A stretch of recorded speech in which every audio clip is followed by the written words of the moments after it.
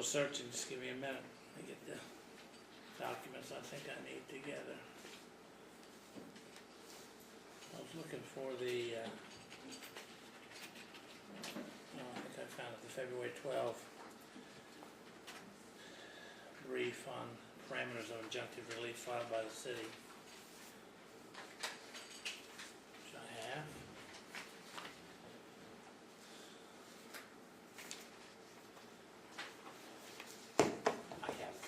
I've got it.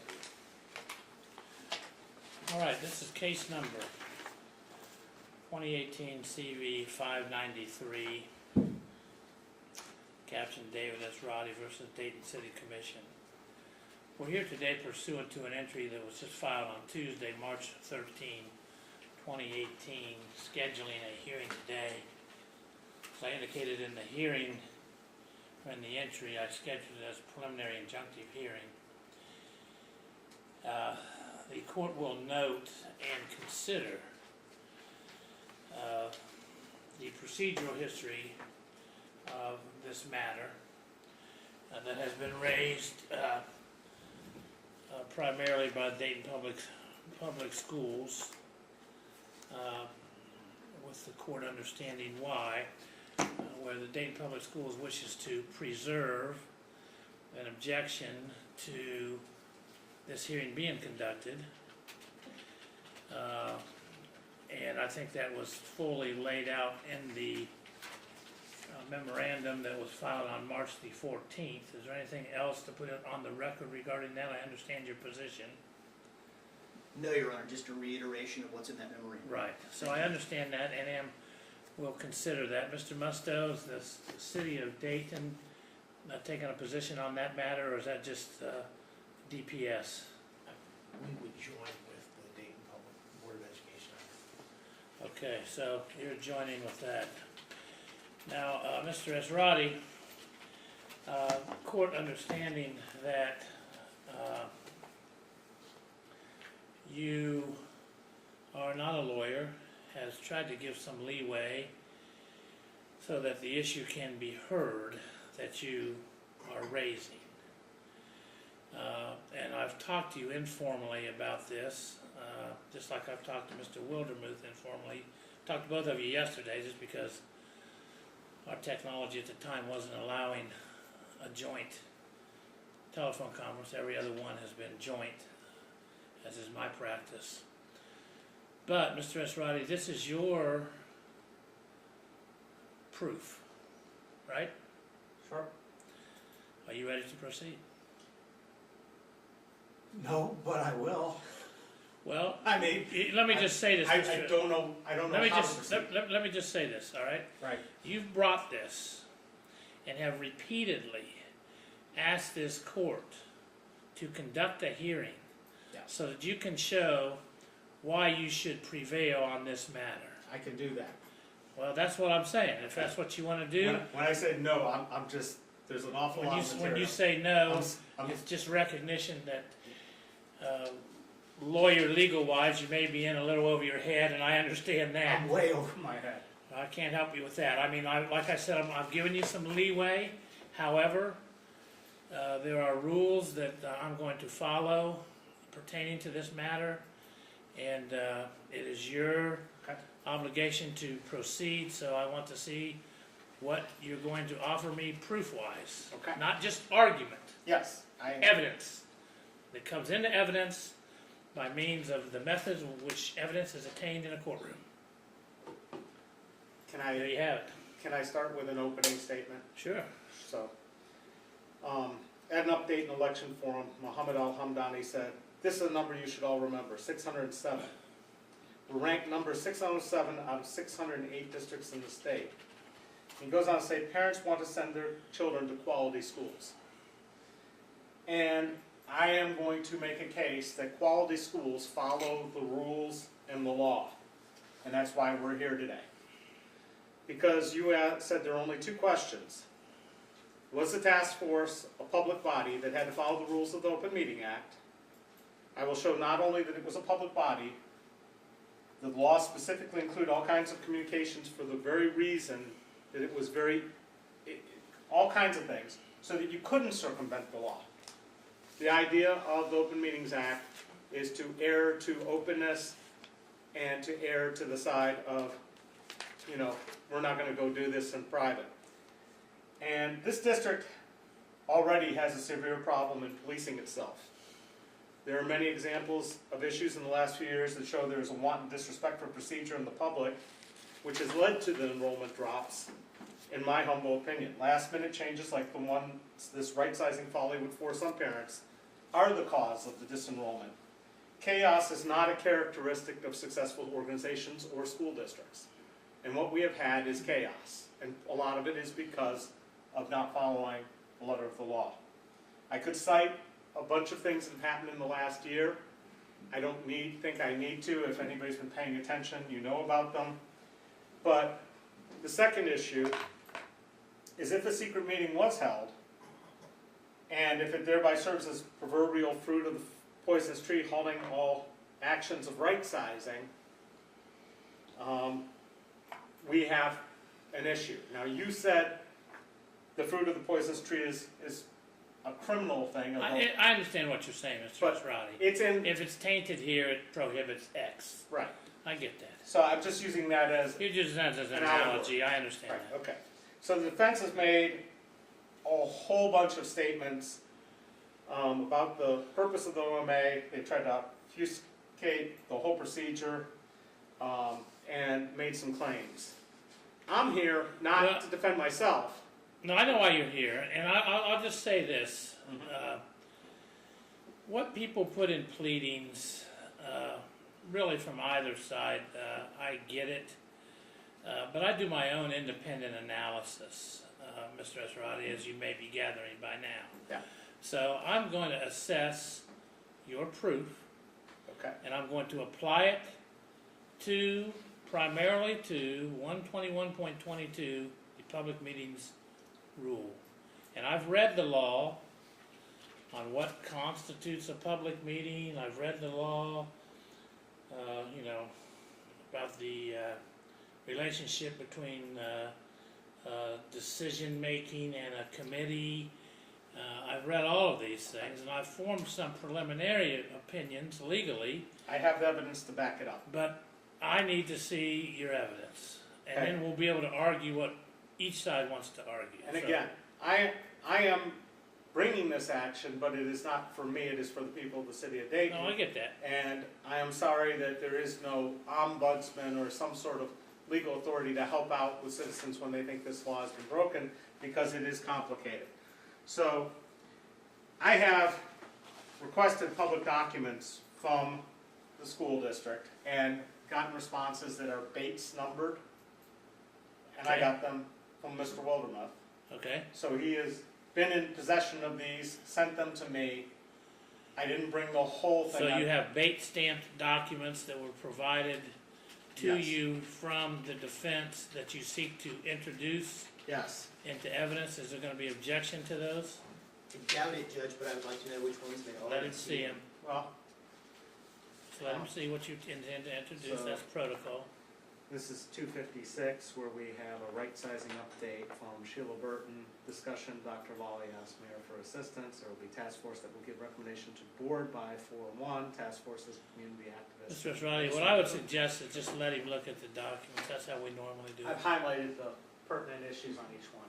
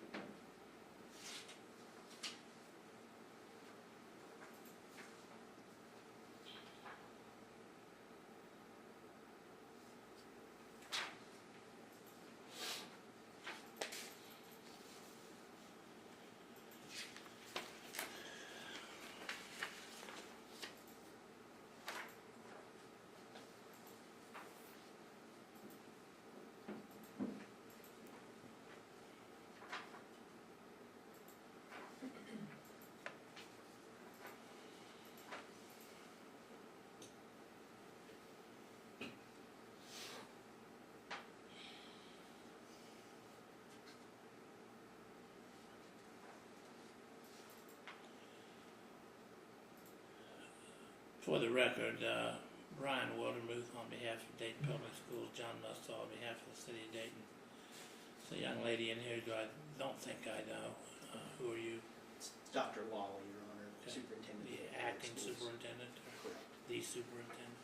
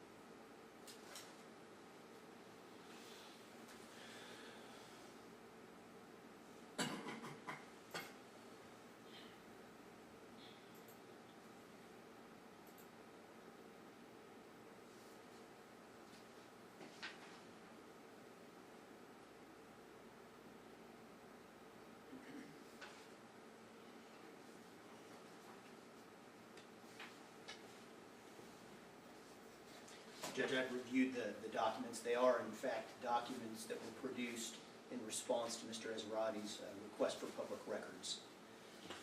So they are not documents that you would object to for authentication purposes or admissibility. They've been produced by you pursuant to the request. They are authentic. I have no issue with that, and I doubt I will have any objection. I would like to see how he intends to use them. Yeah, that's right, that's right. Okay, so Mr. Esrati, if you want to submit those to the court, is that what you intend to do? Yes. Okay, if you want to maybe mark those as a collective group, and then you can refer to individual pieces within there. Okay. But if you want to mark that, please, as Plaintiff's Exhibit 1, and Mitchell here will help you with an exhibit sticker. Okay. Can I wait until I use them? Because I might not use all of them. Here. Yeah, you can do that. Okay. So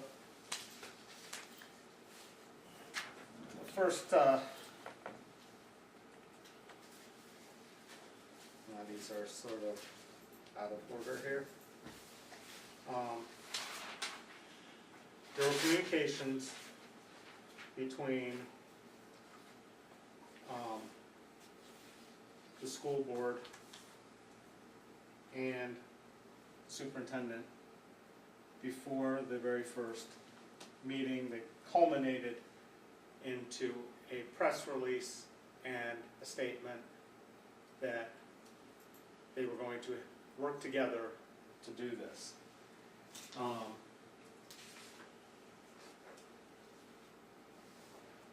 That is, and I forgot to include that, and who's going to be on it. And this is a press release, DPS 268, with a list of all the suggested members of the school board, of this task force, Well, the task force or the school board? of the task force. Okay. And I want to read one sentence out of this. The committee will make recommendations by April 1st to the Board of Education. Keywords, Board of Education.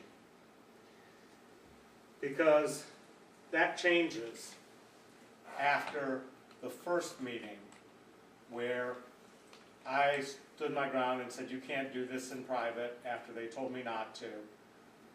They told me to leave, and there was this commotion, and the Dayton Daily News reporter was there also. So up until that point, it said school board.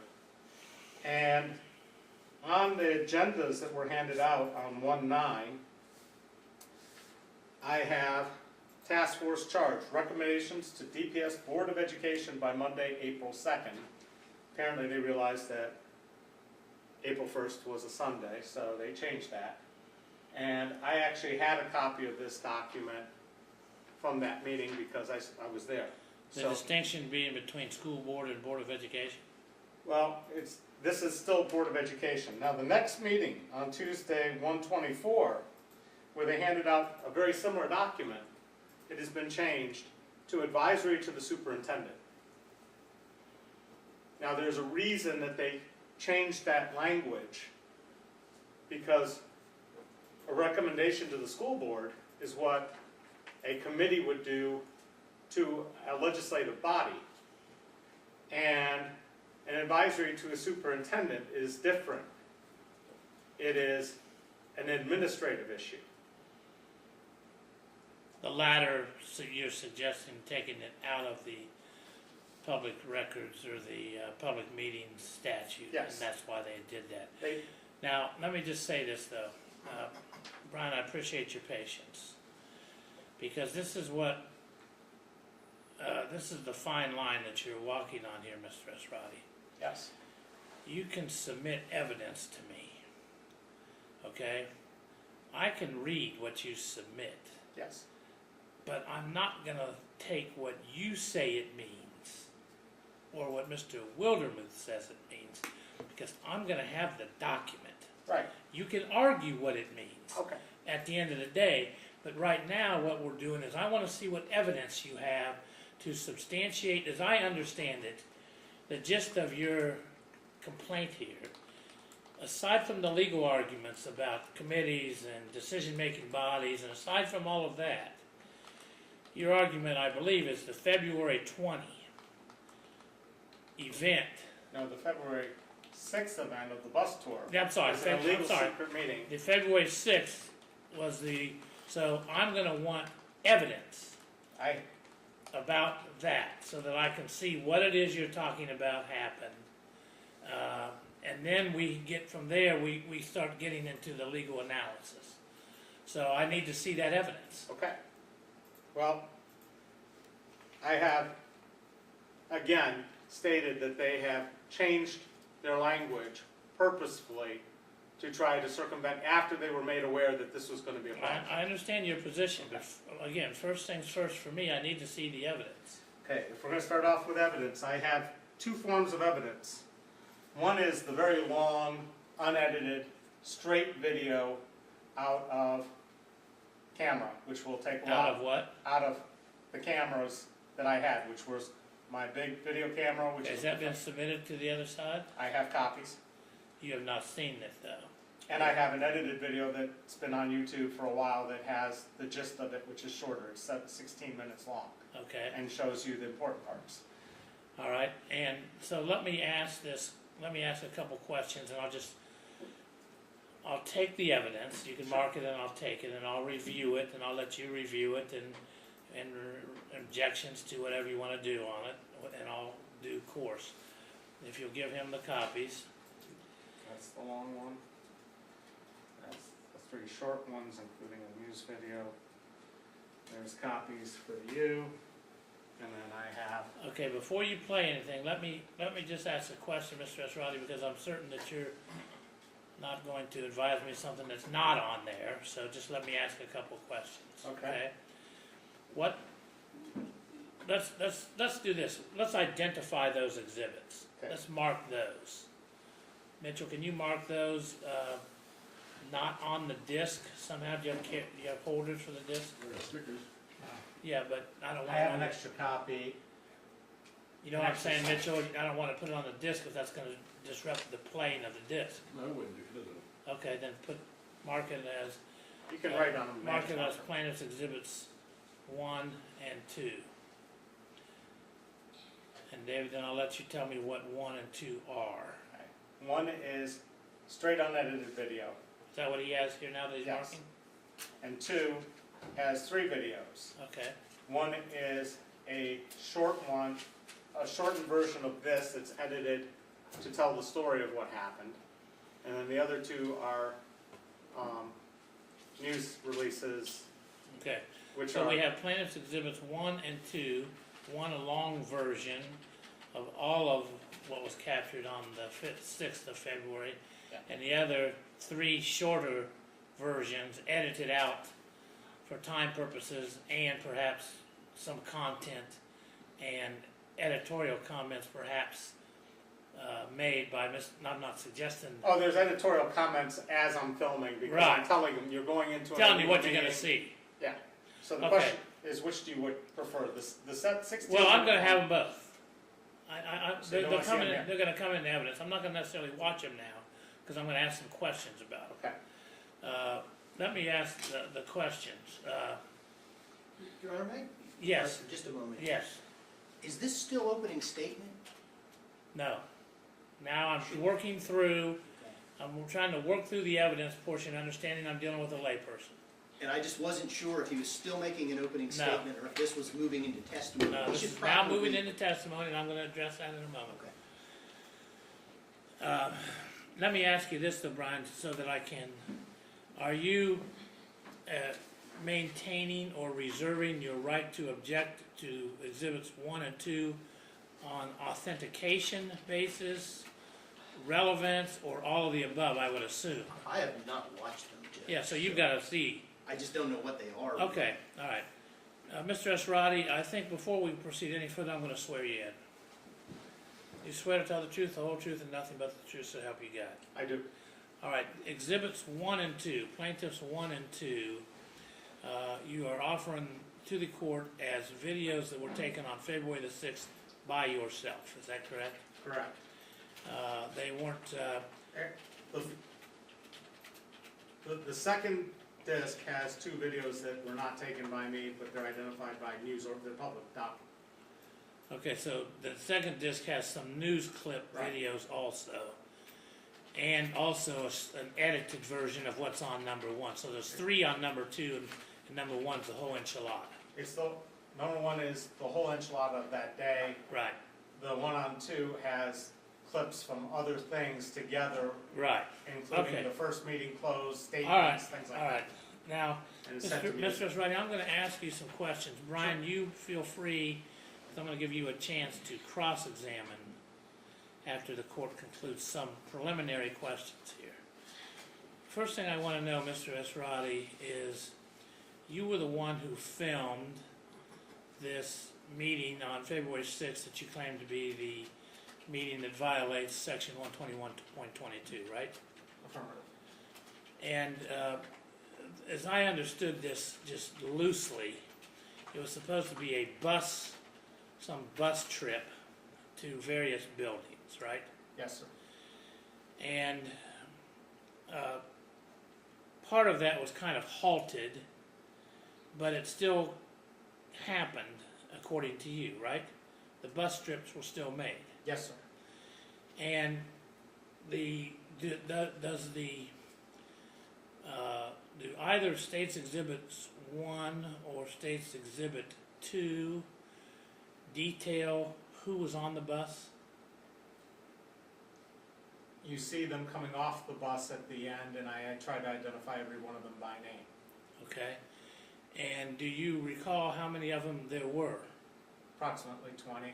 Approximately 20.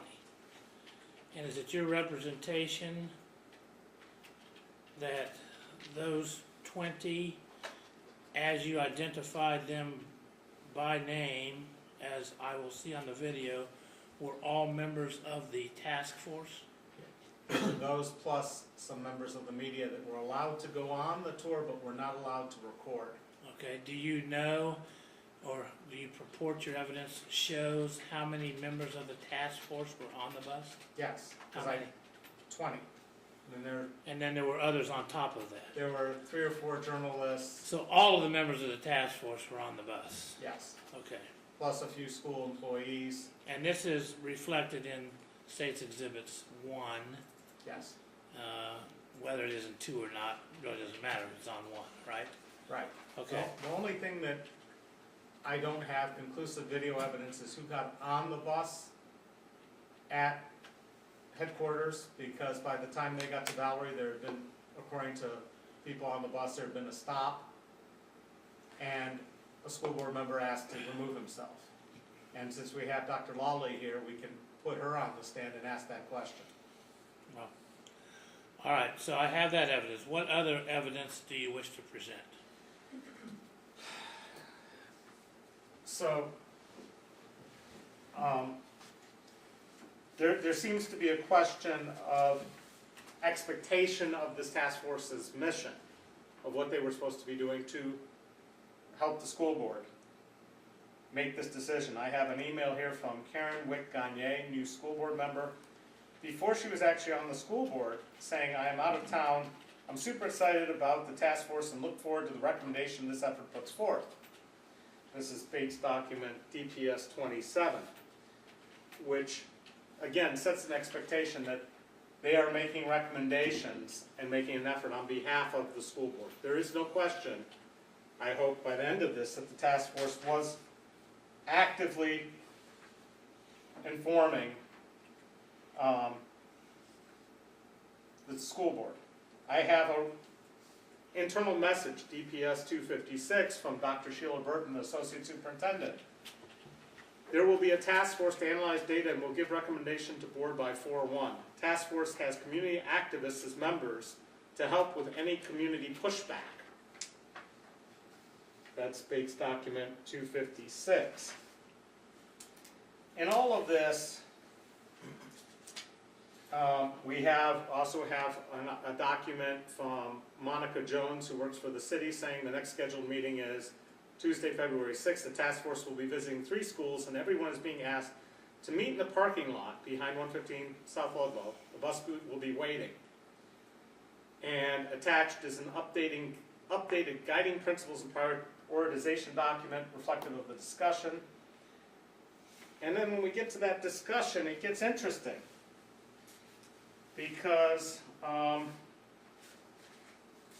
there's instructions on was Bates labeled DPS 9, which was sent from Monica Jones to Dr. Harris and others on 110, where it says it is critical that the task force members employ the utmost confidentiality during these gatherings and with regard to our working group discussions. Our recommendations should be presented to the Dayton Commissioner Jeff Mims, Dayton Public School Board member-elect Muhammad Al-Hamdani, Dayton School Board Bill Harris, and Dayton School Board Robert Walker. These elected officials will ultimately make the determination of how to proceed with any recommendation. So this is out to the task force. This is DPS 9, specifically telling them to talk to these people who are going to make the recommendations. So there should be absolutely no question that this is a public committee that should be meeting in public. Yet, Your Honor, I have an objection to make, maybe very briefly. Certainly. Certainly, Mr. Esrati can testify about his personal knowledge. But what he's doing right now, in my opinion and objection, is he's crossing the line to argument in reading hearsay statements from documents. He is not testifying per se. I agree, Mr. Wildermuth. Mr. Esrati, we are not in argument. We are in presenting evidence. So if you want to mark exhibits and offer them, you may offer them. I'll then give the defense the opportunity to object or not to their admission into evidence. And then how you utilize them within your argument is up to you. But right now, I've been trying to stay away from the commentary because that's not what we're doing now. We're taking evidence. okay, so Not the explanation of the evidence, Okay, just the evidence. one last piece of evidence along these lines was 111 of 2018 from Marcia Bonhart Nielsen, head of PR, who you have to request. And what I'm telling you is I don't need you to read it to me. Offer it into evidence. Whatever you've got to offer into evidence, you can read them all to me and make a cogent argument at the end of the day. Okay. But the way the process works is all these documents you've just referenced, mark them as exhibits. They Okay. come in, he gets to look at them, so he gets to digest it, see if he wants to object to it, so that it's fair to both sides. Your Honor, one caveat here. This will end up on video and will end up for the public to see and observe and understand, and they won't have all these documents presented necessarily, and might have questions about what was said. I just said I'll give you the opportunity to tie it all together and read from them at the end. You're just getting the cart before the horse. The last one I have is DPS 66. And Brian, you have reviewed all of those Yes. that he's just The said. ones that he's handed to me, I've looked at. And they Right, are- so they I are would what mark produced. those as exhibits, however you mark them as group or as individual? It'll be as a group. Okay, do that now, please, so I can have that. Can I just please read one line? Because I think this is critical to the whole story here. You can read one line. And if you send any information by phone to each and every task force member, i.e. conference calls, from now on, there won't be any public records of that either. Because if you read the Mark ORC, that as 3, would you mention as a group? if you look at ORC 121.22, it specifically prohibits round robining, conference calls, anything to do to meet outside of the public to discuss public business. And these are examples showing you that this task force was working entirely with the plan to not meet in public.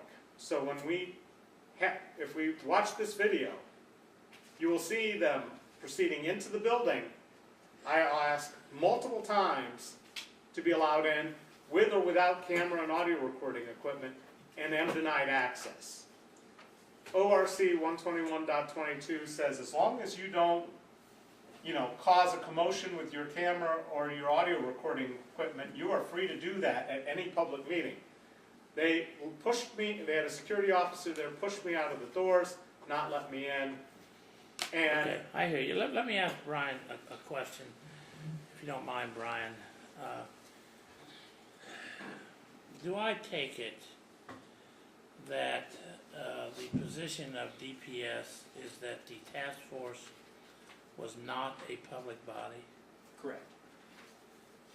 And just so that I can hear, and I know we're jumping around here, but I'm trying to discover and determine what evidence may be relevant and what may not be relevant. So I want to know your legal position for that, if you don't mind telling me. Sure. You basically want me to make a brief opening statement, it sounds like, Judge. Well, you can do that. Okay. The task force, the school facilities task force. I may stop and ask you questions. Very good, Your Honor. The school facilities task force is not a public body. It was not tasked with making any decision. It did not, in fact, make any decision. It did not even make any unified or consensus-based recommendations. We had... Well, let me ask you this. If the committee, if the task force did make recommendations, is that, at that point, do you think it's a public body? Not necessarily, Judge. It depends on what the recommendations were. The evidence you're going to see in this case is there was no consensus recommendation made by the members of this task force. They offered very general, very broad, conceptual feedback to the superintendent. That is what actually happened, and I'll be putting on evidence to show that That's as fine. the case proceeds. That's fine. Are you prepared to put evidence of that on today? Yes, Your Honor. Okay. I read a case back in the early 90s, Thomas versus White, 85 Ohio Appellate 3rd 410, which stands for the proposition that a committee need not be a decision-making body in order to be a public body. As I recall the facts of that case, Your Honor, that particular committee, as it was, actually made repeated and specific recommendations to a public body. That will be the distinction that you see here. Do you know what the public body was? I'm trying to remember off the top of my head, Judge. I've read a bunch of those cases, and I think it was the County Children's Board, but go ahead. I apologize. I don't remember all the facts of that case. But So you're making a distinction between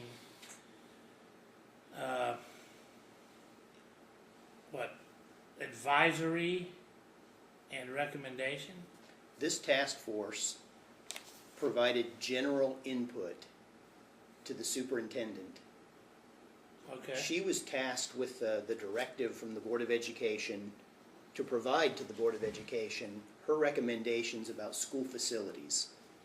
And as the Chief Administrative Officer of the Dayton Public Schools, Dr. Lawley had the discretion to seek information from any source that she sought appropriate to guide her recommendation-making process. And that is the evidence that I intend to put on. This task force was one way for her to gather information. It did not deliberate, it did not make decisions, it did not make any type of unified recommendations. And that's what distinguishes it from the line of case law that I think His Honor is referring to. I see the case law that does distinguish information gathering and fact finding by stating it's the Berner case, 27 Ohio 6207 in 2007, that says the Sunshine Law did not apply to any meetings where Haynes and Road, members of the committee, engaged solely in information gathering and fact finding. So would you agree with me then, if the court were to conclude, based on the evidence submitted by Mr. Esrati, that there were recommendations made to the board, would you then agree with me that that then implicated 121.22? It depends what you mean by recommendations, Your Honor. What specific recommendations you find were made? Well, if they were substantive. If there were a unified, consensus-based, specific recommendation made by this task force, I would probably agree with you. You're telling me a unified means unanimous? I mean a consensus-based. There was nothing like that. Majority, or? Yeah, there was nothing like that. No majority, no consensus at all. We had a grouping of individuals who shared general ideas. Okay. And I think you'll see that when we get a chance to put on testimony. Okay, go ahead. So the line of case law that you just referred to, Your Honor, and it is well developed, information gathering is not deliberating. And that's been cited in some of the memoranda that I've filed. Right. And one of the things that I intend to ask His Honor at the end of whatever happens today is for the opportunity to submit a post-hearing brief. Yeah. So that we have a chance to present the law again with the benefit of having heard whatever it is that transpires today. And I may let you do that, and I may don't think it's necessary. We'll see. Very good. I don't want to go any longer than you want me to, Judge. Have I accomplished what you wanted me to accomplish? I think so. Okay. You've laid it out. Are there any other bases for your, I mean, the gist of what you've said to me, Mr. Wildermuth, is, as I understand it, that this task force is not subject to 121.22 because it's not a public body, specifically because they were an information gathering body that did not make any unified, consensus-based recommendations to the school board, the Board of Education, the superintendent, or anybody else. Correct. So, Mr. Esrati, you now have an understanding of the position of the defendant in this case. I've now heard from both of you. I now want you to, you've marked your exhibits, the videos. You have some documents, some bait stand documents, I don't know, that have been marked as 3, is that right, Mitchell? Yes, sir. Is there any other evidence that you wish to offer? Evidence? Well, Your Honor, I got to say one thing on the second video, the one that says 3 videos. The last video is from the last school board meeting where Dr. Lawley made the presentation, just the portion where she talks about the task force and their input to the process. So she briefed the school board with information that she gleaned from them. Okay? Right. And I also have to... But according to Mr. Wildermuth's reading of the law, information gathering and hence its disbursement does not a public meeting or a public body make.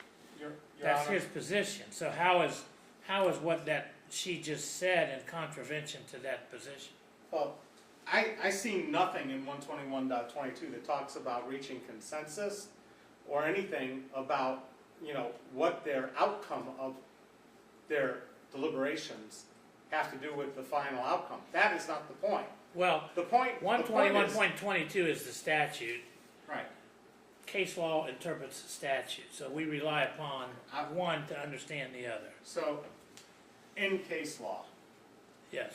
I relied heavily on Wheeling Versus Columbus. Columbus, Ohio, and That where it says a committee need not be a decision-making body in order to be a public body, right? yes, But the court goes on and talks about the same language that we just are talking about. So it doesn't just You can't just look at that sentence in isolation. I understand that, but in this case, the court also basically says we're overturning everything because you had a secret meeting, and rules again in the favor because they conducted meetings in secret. Well, so I think it's very important. oftentimes the facts of a case and how they turn out are, kind of ancillary to the legal holdings in the case. The court typically looks at the analysis and the holdings and then applies it to the facts here. That's what I intend to do. So you have the burden to show me the facts that this task force made recommendations, right? Well, Your Honor, I can't tell you what they did in the confines of the bus or inside the building because I wasn't allowed in, nor was I allowed to record, which are both conditions of the Open Meetings Act. Well, you can't say what discussions had or didn't happen during the part that you weren't allowed in, but you have been to meetings subsequent thereto that yes. should have characterized, I'm assuming, the events. Well, Your Honor, I asked in a email to Jillian Bradshaw Guerrero for information, and it was responded to by Marcia Bonhart. I asked for date and time of the meeting. I've asked for notifications of the meeting. I've asked for minutes of the meeting, and none of those things have been given. So they didn't comply with those elements as well. But let me go back to, we had the warning shot when we shut down the meeting. Then they had their first meeting where they had it open. Then they had a private meeting. Then they had an open meeting. Okay, so the private meeting being the bus tour. Bus tour. And when it comes to, I've been covering Dayton Public Schools for a long time. And I've asked to go into actual meetings where the school board, the superintendent, the associate superintendent met with school board members in the conference room to discuss a marketing strategy. And I was allowed to come in with cameras and record the whole thing. Even though marketing is one of the things that you can actually go into executive for. And so we are agreed that there was no executive here regarding the use of this task force, correct? So all those exceptions that are within 121.22 are not applicable. they don't apply. Right. So in the course of regular dealings with this school board and this board of the Board of Education and the district, I've been allowed into meetings that they could have made exception to and they didn't. This is the only one where a decision was being made and discussed, and what they did or didn't do, I don't know because I wasn't allowed in.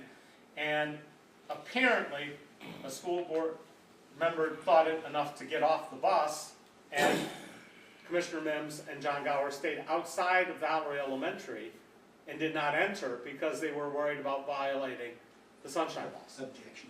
And I show that on his video. personal I knowledge. understand, Brian. I'm entering this. not considering it as evidence. I'm entering It's that. just a statement. That request and the response, Yeah. where she bothered to tell me all the reasons she couldn't give me the information instead of giving me the information. Mr. Esrati, if you don't mind the court just digressing for a moment.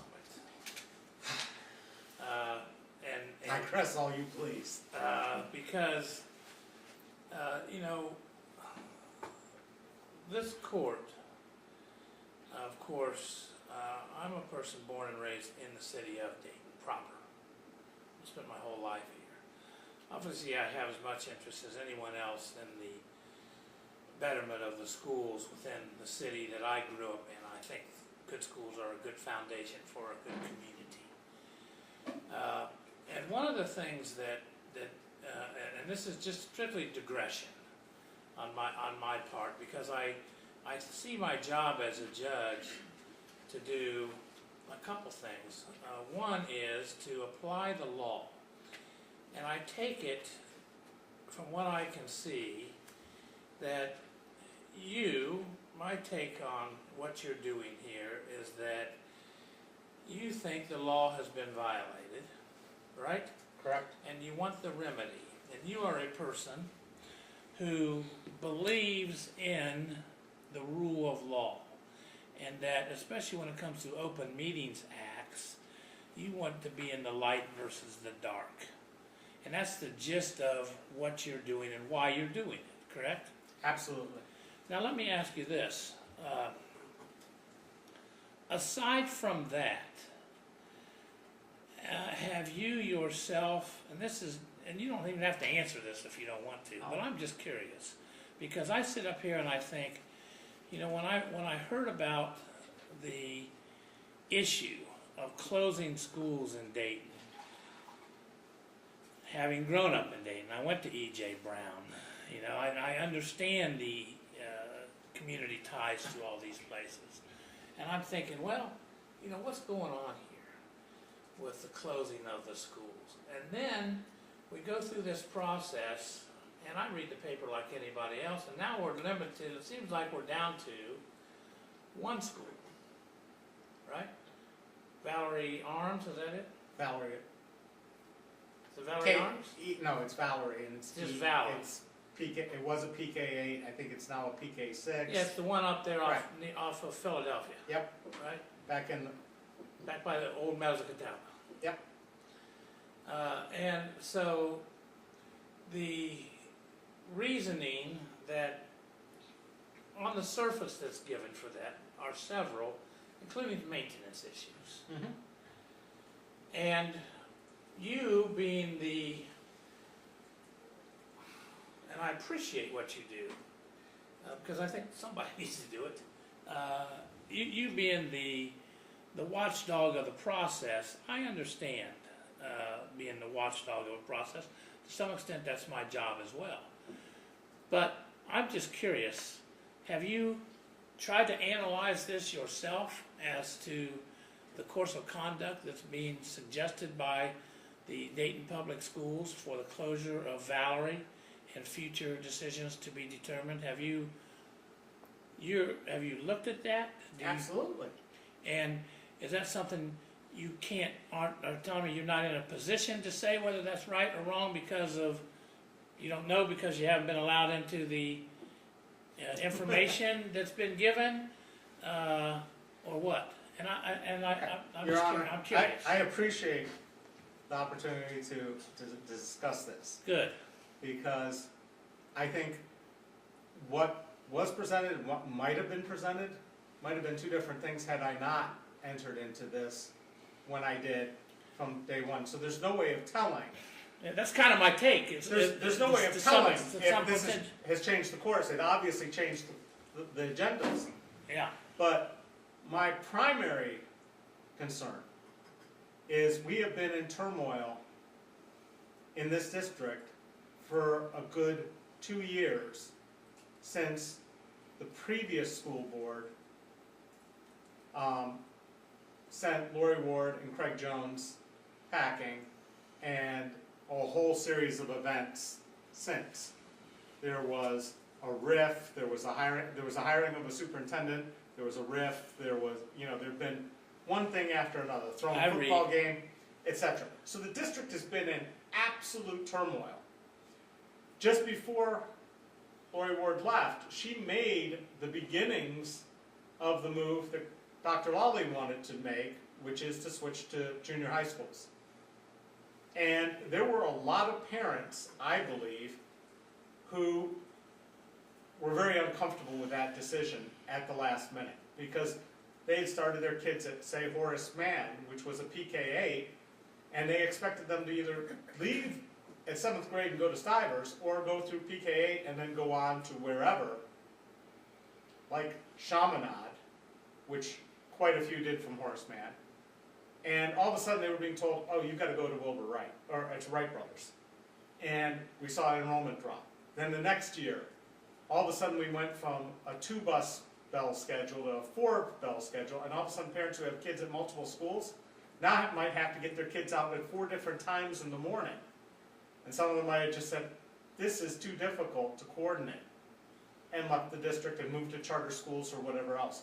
So this chaos that this district has been involved in for 2 years has been a lot, I believe, caused by not having these open, honest discussions and having an open communication with the community because we've brought in outsiders to run the district that don't understand the community.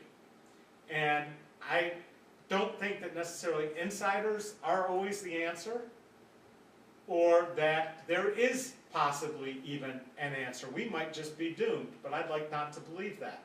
But I do know that there are laws in this state, and there are rules, and there are regulations, and this board, before it even was seated, was already involved in breaking those laws. And that is not a good sign to send a good way to communicate trust and confidence in this district by the leadership. And that is why I think it is so important. It doesn't matter what the outcome was. It doesn't matter what was discussed or consensus or anything else. It is the process. It doesn't matter if the ultimate decision regarding Valerie is right or wrong. No. It's the process. It's the process. It is sticking to the letter of the law. The reason we have the Open Meetings Act is so that we can get away from the types of decisions that are made in back rooms by political parties, by interested parties, by parties that will benefit, so that they can benefit. You yourself are well aware of that because you ran for judge against the sitting judge, which just isn't done in this community. And you know that, and I know that. And all I'm asking is if I have to follow the rules of speaking for 3 minutes, and I have to follow the rules of not speaking up when they're making errors on the dais that I could correct, and I have to do all these things, they need to follow the rules too, and they didn't. And that is why we're here. I don't care if she's the second coming and has all the answers at this point. She's been a superintendent in this district, in this state, long enough and working in the public to know that the Open Meetings Act requires sunshine. And when I said it the first time, they shut the meeting down. Then they had one and pretended to, and I warned them, I want to be able to record this, and it'll be okay. Okay. And they refused. And that refusal is where we're at. I think I've digressed enough. I get it.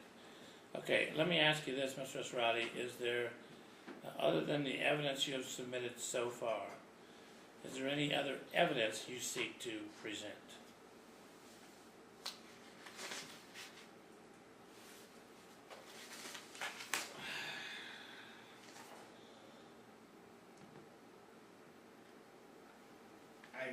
Just to fill you in, there's 2 more Bates documents here, DPS 72 and DPS 75.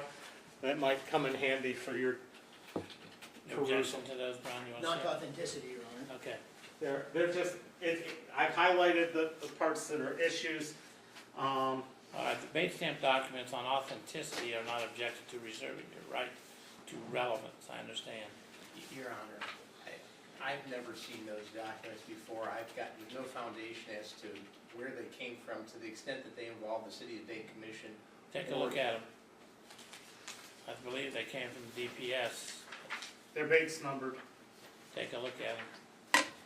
Both stats, Mitchell. And I have his certificate of serve, or his document saying he's sending them to me too somewhere here. Sorry to exclude you, John.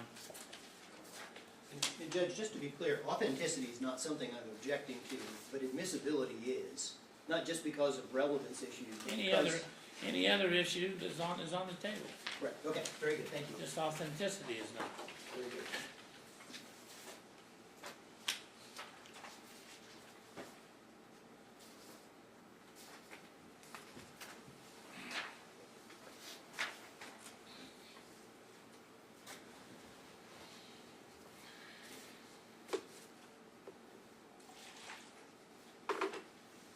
To the extent that they involve purported emails with City of Dayton employees, I have no knowledge of those. I can't vouch for them. There has been any testimony to be able to vouch for those, to their authenticity. I can't stipulate to the authenticity of those documents. I reserve objections. That's fine. Brian has Brian produced the documents with no quarrel about authenticity. City reserves its right to determine whether or not they're going to object to authenticity. I'll tell you, Mr. Musto, that typically, this court doesn't get too technical on authenticity bases, absent the showing of somebody that's editing a document or something like that. So I hear what you're saying to preserve your record, but just understand where I'm coming from as well. I think you should deal with me in a more substantive fashion than a procedural fashion. Anything else, Mr. Esrati, that you're going to offer evidentiary-wise? If we're gonna have Dr. Lawley testify, That's up to them. I can't call her as a You witness. can. I'd like to call Dr. Elizabeth Lawley as a witness. That's fine. Step right up here, please.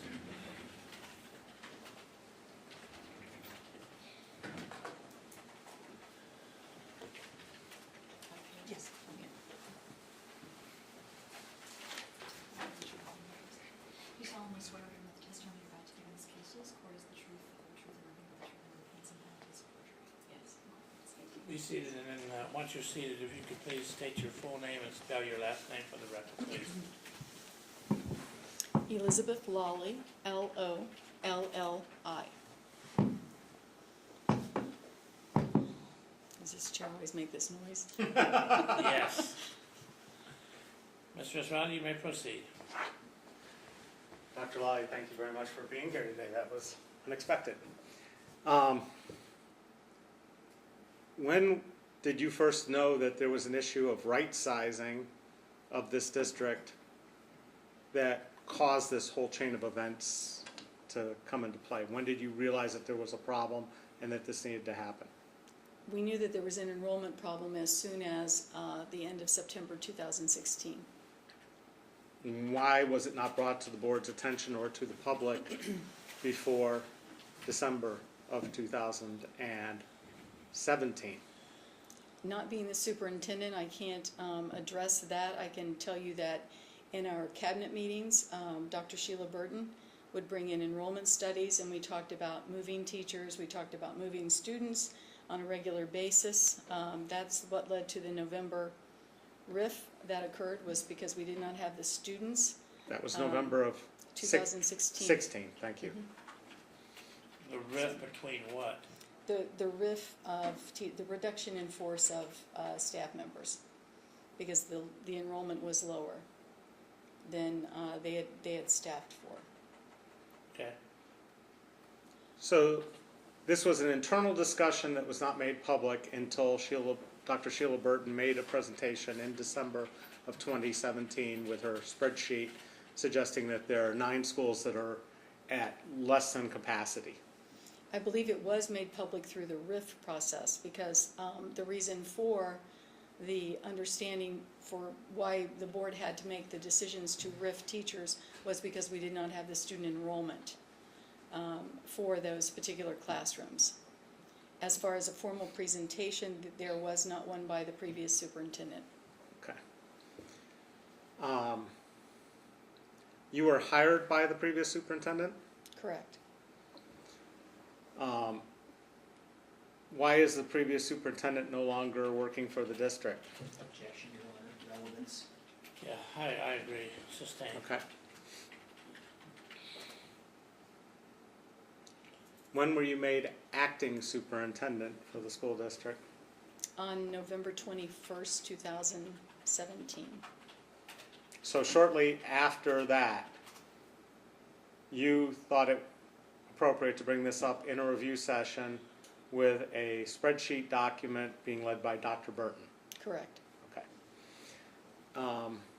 Was misinformation about that document spread by the media? Misinformation about what the purpose of the document was spread by the media, in my opinion.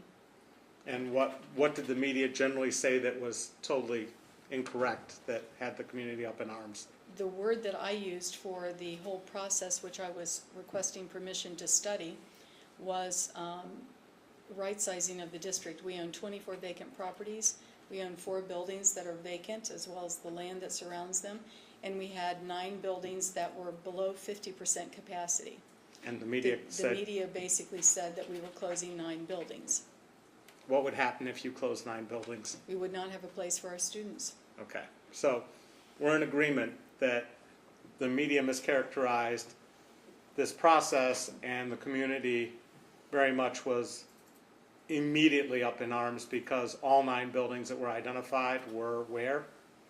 All 9 buildings that were identified were on the west side of Dayton. Okay.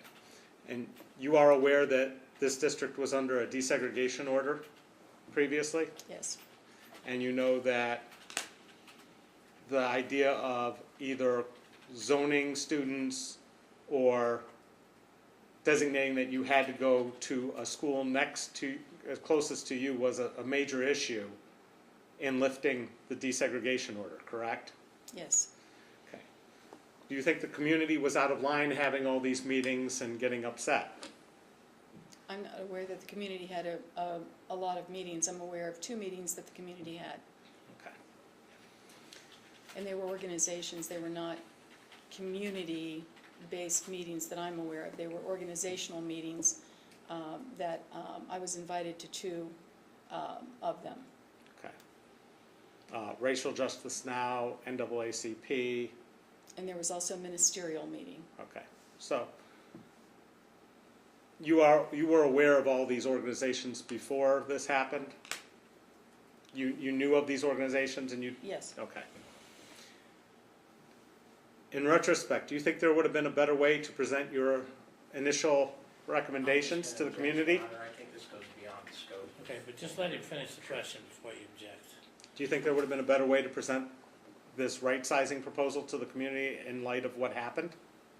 I'm going to object, Your Honor, relevancy grounds. I don't get the relevance sustained. We're not here, I'm not here to judge Well, policies and procedures, the Dayton School okay. Board or this superintendent or acting superintendent. Well, Your Honor, I'm here to determine whether or not the bus tour was a public meeting. what I was moving to was, since there was so much of an uproar over this, that maybe extra care should have been taken to have all these meetings in public. Well, that's argument. Okay. Stick to the facts. Okay, on the morning of February 9th, did Mohammed Al-Hamdani board the bus So February 9 or February 6? or February 6th, did board member Mohammed Al-Hamdani board the bus to go on the bus tour? Yes, he did. At some point between leaving headquarters and getting to Valerie, did he ask for the bus to be stopped so he could exit the bus? Yes, he did. Do you know what caused him to do that? He said that he needed to return to the courts because you had filed an injunction or some legal. Okay. Because he's a lawyer? Because he was asked to come as the co-chair of the task force committee. Okay, One of the co-chairs stayed, one of the co-chairs went okay, to provide information for the attorneys. okay.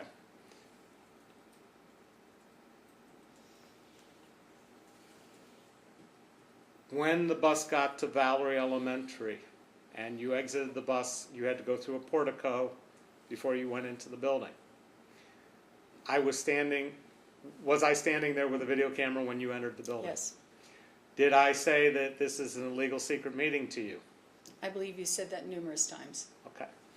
Did I suggest that I should be allowed in to videotape? You may have. And what was the reason for banning video and audio equipment from? The safety of students in the building was the reason for not wanting press to be there. Whenever we moved to opening up the meetings to the press, we allowed the press to walk through the buildings with us without their recordings because of the safety of the students.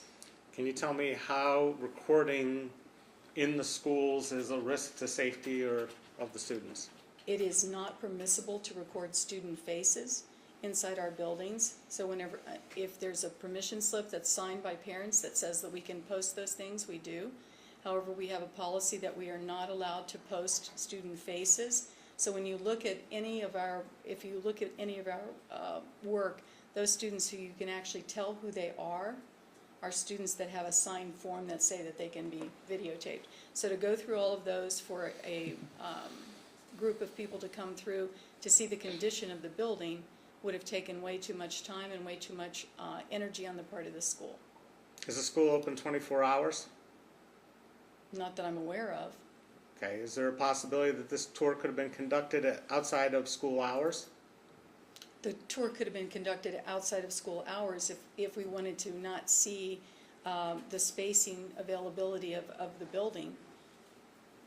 The spacing availability? Yes, one Needed of to the, see it with the students in session. yes, and one of the reasons that we wanted them to see Wagaman, which they were not permitted to be allowed to go in there, was because they could have seen that where the students actually were, as opposed to seeing empty classrooms with desks and not really knowing whether students were in there or not. They could have seen that that building is half empty. And why weren't they allowed to go into Wagaman?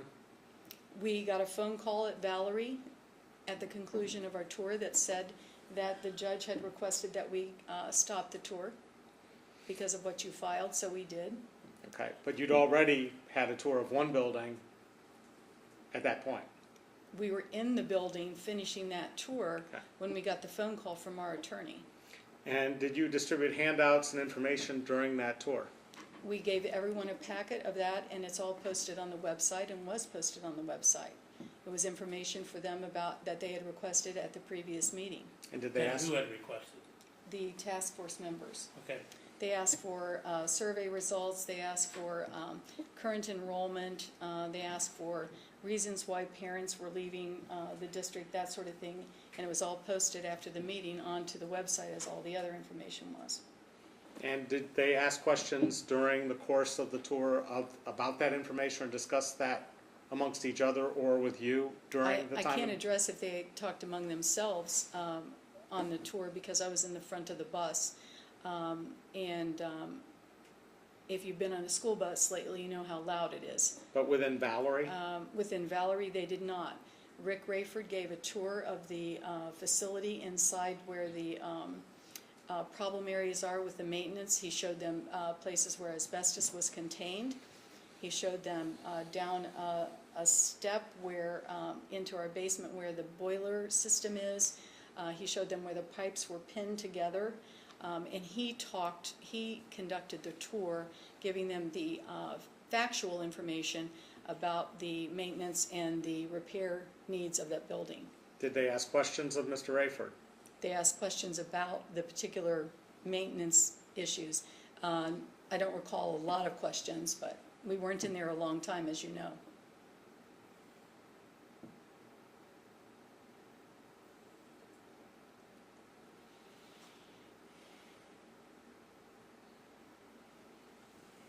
If you please give me one moment to gather my thoughts, Your Honor. Certainly. Because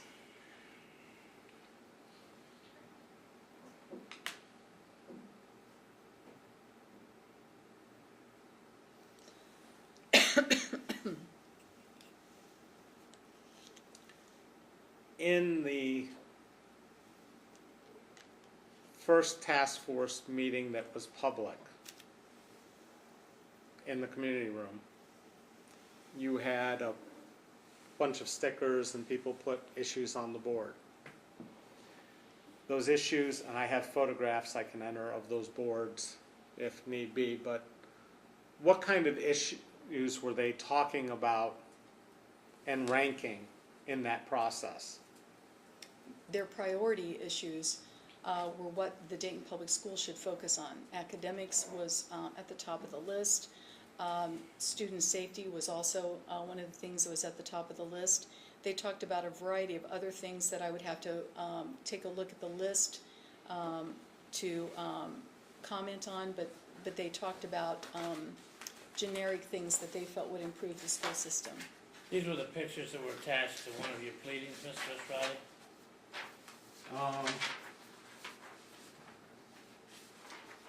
Like this? Show it to the other side first.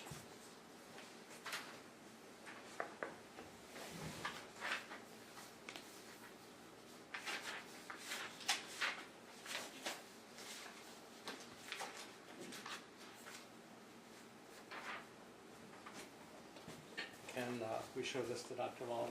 First, you need to mark it as an exhibit.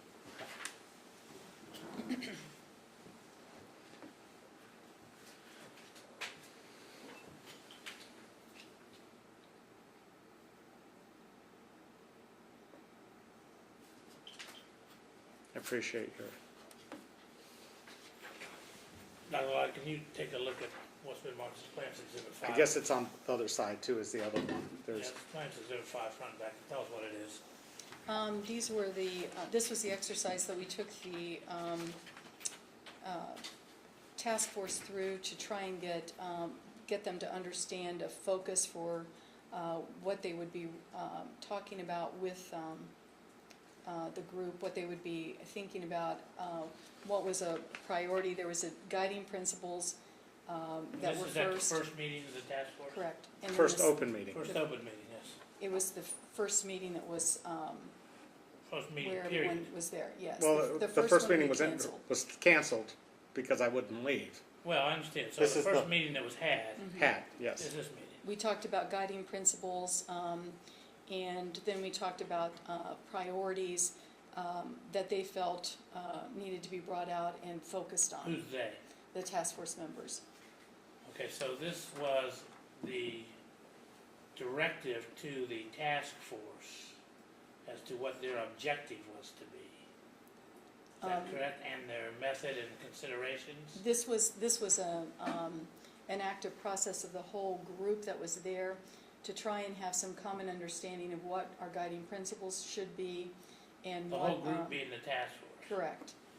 The people that And were the there people that are observing. talking about what the guiding principles would be the board?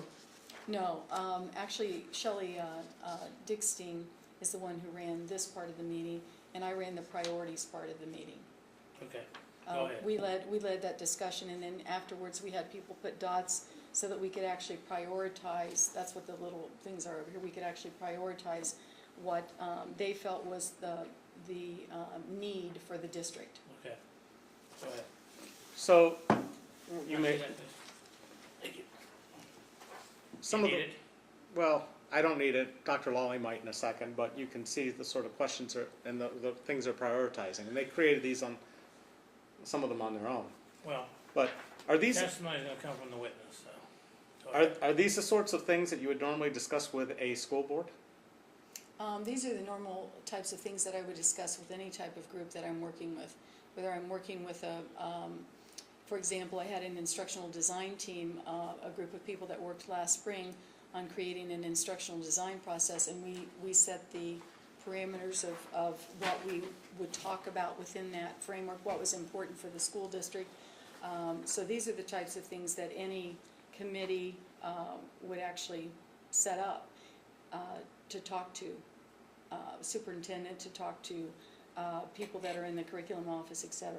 So, again, these are things that a school board is supposed to oversee over you for the district to execute their job as school board members to move the district forward, correct? These are the same sorts of things, correct? Objection, asked and answered, and now argumentative.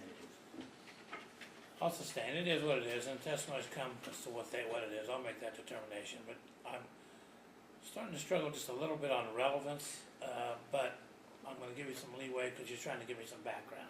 I'm just saying that the issues that were discussed by this task force in the first meeting and were being briefed and handed out in the private meeting where they may or may not have been discussed are the same types of issues that a school board would have to meet in public to discuss. And again, Brian's gonna say you can't testify, you're giving me the basis for your questioning. Brian, I think what the distinction he's trying to show is that the bus tour was based on looking at the background and the formation of this was more than just information gathering, I think. I think he asked his question and it was answered, and now he's trying to ask it two more Well, times. I'll overrule it. Go ahead, Mr. Esrati.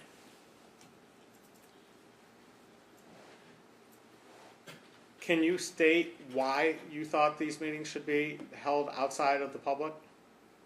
When we initially met to talk about these meetings, the initial response was about the fact that business owners, community members would be people who could offer a different viewpoint. I'd already announced parent meetings that I would collect this type of information from the parents, and we decided that It likely would be, if the press was there, some comment could be taken out of context and potentially be used in a manner that would not benefit those businesses that were represented or the people, the groups that were represented. So we initially talked about it being something that would be maybe a concern to people actually being honest and open and providing some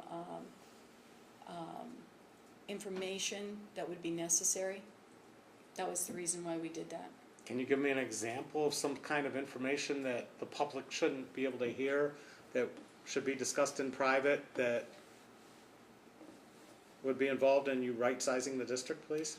Someone might make a comment that could be taken in the wrong way, and as a non-emotional member of a group, they may say something that someone else takes offense to. We were just trying to make sure that we could get open, honest dialogue by the people that were serving on the committee. That was the initial thought about that.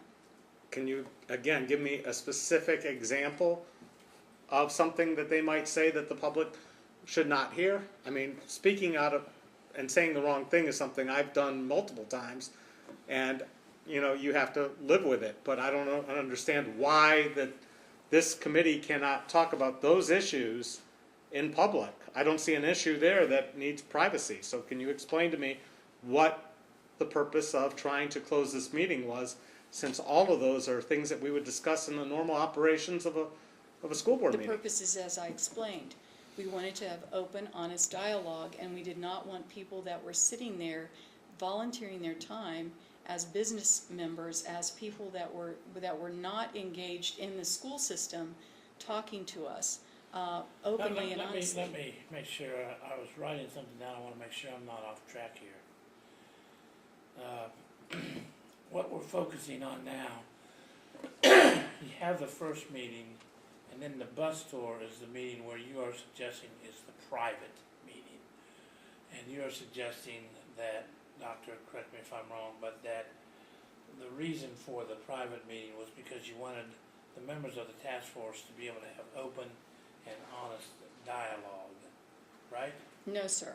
That's not what I'm saying. Okay. I'm saying when we originally started the idea of the first January 9th meeting being a closed meeting, Yes. and we consequently canceled that meeting, I thought his question was asking me why we started off as having closed meetings, why we wanted to have a closed meeting. That was the answer.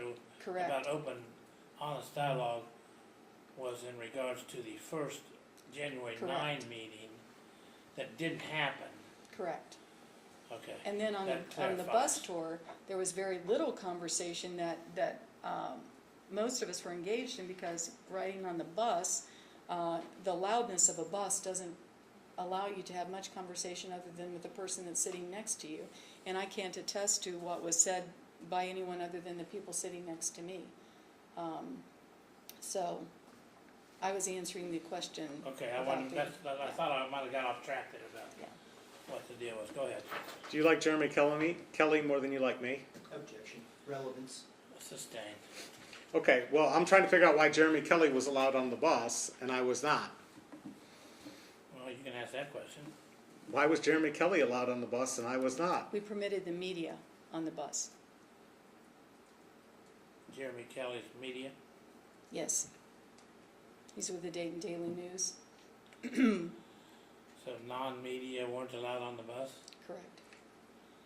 Other than members of the central office team that were part of the tour, and the task force members who actually took the tour, and not all task members were there.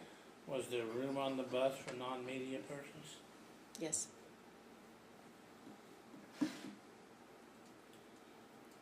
Go Was ahead. there an offer of a lottery for any other individuals from the community to ride on on the bus in the extra room?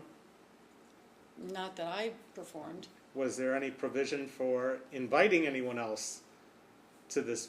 It sounds like it was the task force and the media and some office personnel was who you determined was going to be allowed on the bus. Yes. Okay. So There you have it. let's define media. I write a blog. It's well read. I have produced video, they're well watched. All subjective comments, Mr. Esrati, about the. I can show web statistics, we can log in right now and I can show you how many visitors a day. Yeah, then they could all be you and your friends. No, I can't fake that many IP addresses, but look, Objection, Your Honor. Okay. Whether Mr. Esrati is a media member or not is not relevant. actually it is. Well, Mr. Wildermuth, I think the point of it is he wasn't allowed on the bus. Whether a decision was made, Mr. Esrati, frankly, from the court's perspective, that you were not media, I think the issue has been achieved. I'm Because just, you were foreclosed, right? exactly, Whether you're media or not, I mean, I wasn't extended the right, I you made, weren't extended the right that you contend you should have been extended.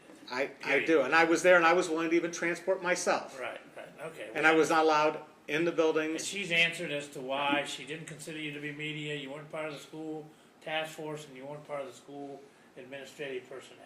And that's what you determined was gonna come on the bus. Correct. So there you have your answer, your record's made sufficiently. Have you watched any of the videos that I produced about the Dayton Public School Board?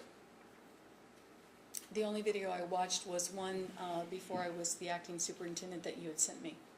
Well, that was There Is No F in Dayton. Correct. Okay, so you have watched one of my videos, and I am a capable producer of video. Objection, relevance. Yeah, I Well- sustain the objection. Okay. I was standing there with a video camera doing what I do at every other meeting, and I was denied access. I know that. Okay, so that, So, I mean, what's the point of beating it to death? I get it. thank you very much. I have no further questions, Your Honor. I would like to call Dr. Mullally during my case in chief, Your Honor. You may. Thank you. Well, before we conclude, you're gonna call her in your case, so do you have any other evidence that you intend to present? I think I'm all out. All right, so, One thing though, Your Honor, he testified, I believe, so I didn't get a chance to cross-examine him. and you'll be able to cross him. He testified about certain matters regarding documents and the like. I don't know what facts he gave or didn't. It's a little unclear to me, but I'm gonna give you some leeway to cross-examine Mr. Esrati. We have exhibits marked 1 through 5.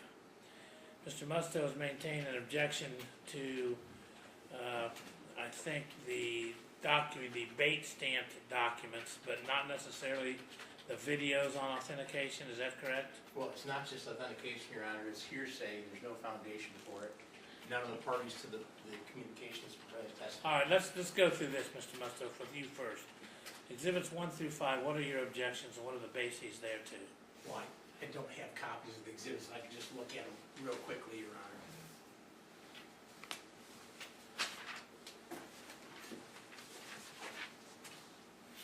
I don't have an objection to Exhibit 5 because All right, Exhibit 5 is admitted. Ryan? I need to 5. see what Exhibit 5 is. No objection. 5's in.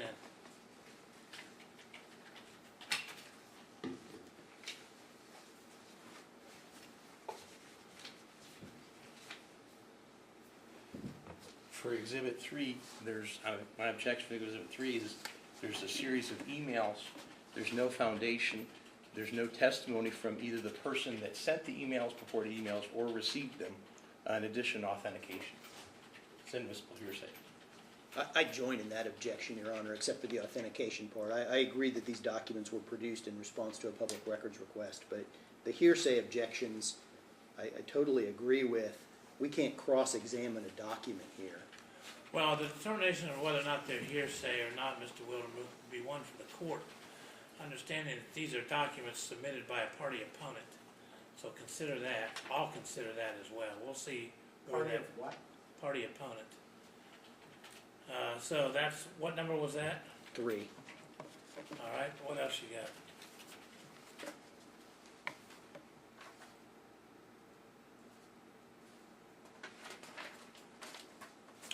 I don't have a problem with Plaintiff's Exhibit 4. All right, Plaintiff's Exhibit 4. And then, Your Honor, on the Plaintiff's Exhibit, Ryan? No objection to 4, Your Honor. 4's in.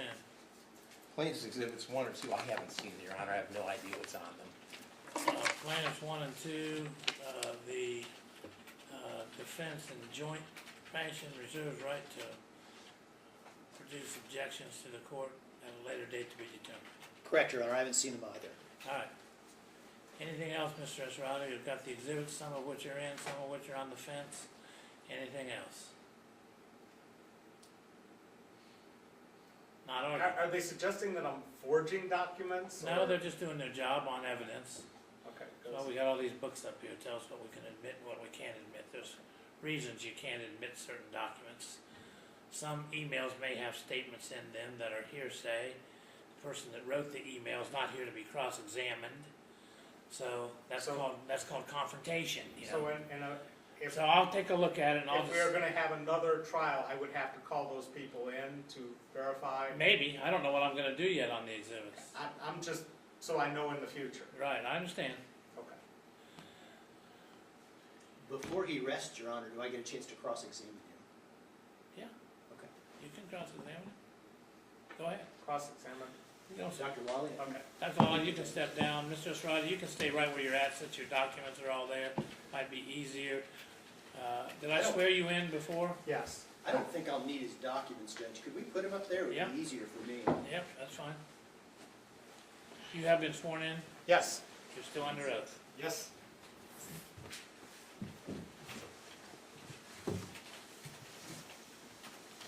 Mr. Esrati, do you agree with me that the January 9th meeting of the task force was canceled and never happened?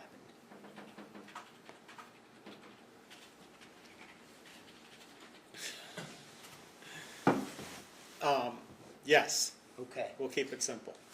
Mr. Esrati, did you attend the January 24th meeting of the task force? Yes. And were you there for the whole thing? Yes. Did anybody try to preclude you from attending? No. Did you take video? Yes. Okay. Am I to understand, I've heard some statements by you, by His Honor today, am I to understand that your lone objection, the lone reason you're bringing this case, is because of the February 6th bus tour? That is the basis of the suit Okay. primarily. That is the actionable issue. So you have no quarrel with that January 24th meeting, true? The January 24th meeting was conducted according to the Sunshine Laws. And you have no quarrel with that? Nope. Okay. Now, you also were aware of the February 20th task force meeting, true? Yes, sir. And in fact, you filed a motion with the court, the clerk's office and the court, to try to get that meeting from happening, right? Yes, sir. So you definitely had advanced knowledge of that. Yes, sir. Okay. Did you attend it? I did not. Okay. You could have if you wanted to, though, right? No, I couldn't have, Tell me why. because I have a contract with the Veterans Administration and had a filming date set of February 20th, and that was set long before. You had a conflict professionally, I but you understand. weren't prohibited by the defendants from attending. No, but I was able to watch the video that was done by the school board, Okay. so I And- could Okay. follow through. Mr. Esrati, because you had the opportunity, you knew about and had the opportunity to attend the February 20th, you have no quarrel with that meeting either, true? Well, I do, because that meeting was after a meeting that was held in secret, and therefore they really can't discuss anything anymore. That's your opinion. Well, that's what the law says. That's your opinion of what the law says. That is my opinion of Well, what the his law says. quarrel, his objection to the meeting was that it was subsequent to an illegal meeting, and that's his basis, and apparently it's only basis, right? Correct. Sorry to steal your examination, but I can't help myself sometimes. It's all right, Judge. Old trial lawyer habit, right, That's true Judge? enough. All right. I objected at one hearing and then sustained my own objection. Lord have us. I understand.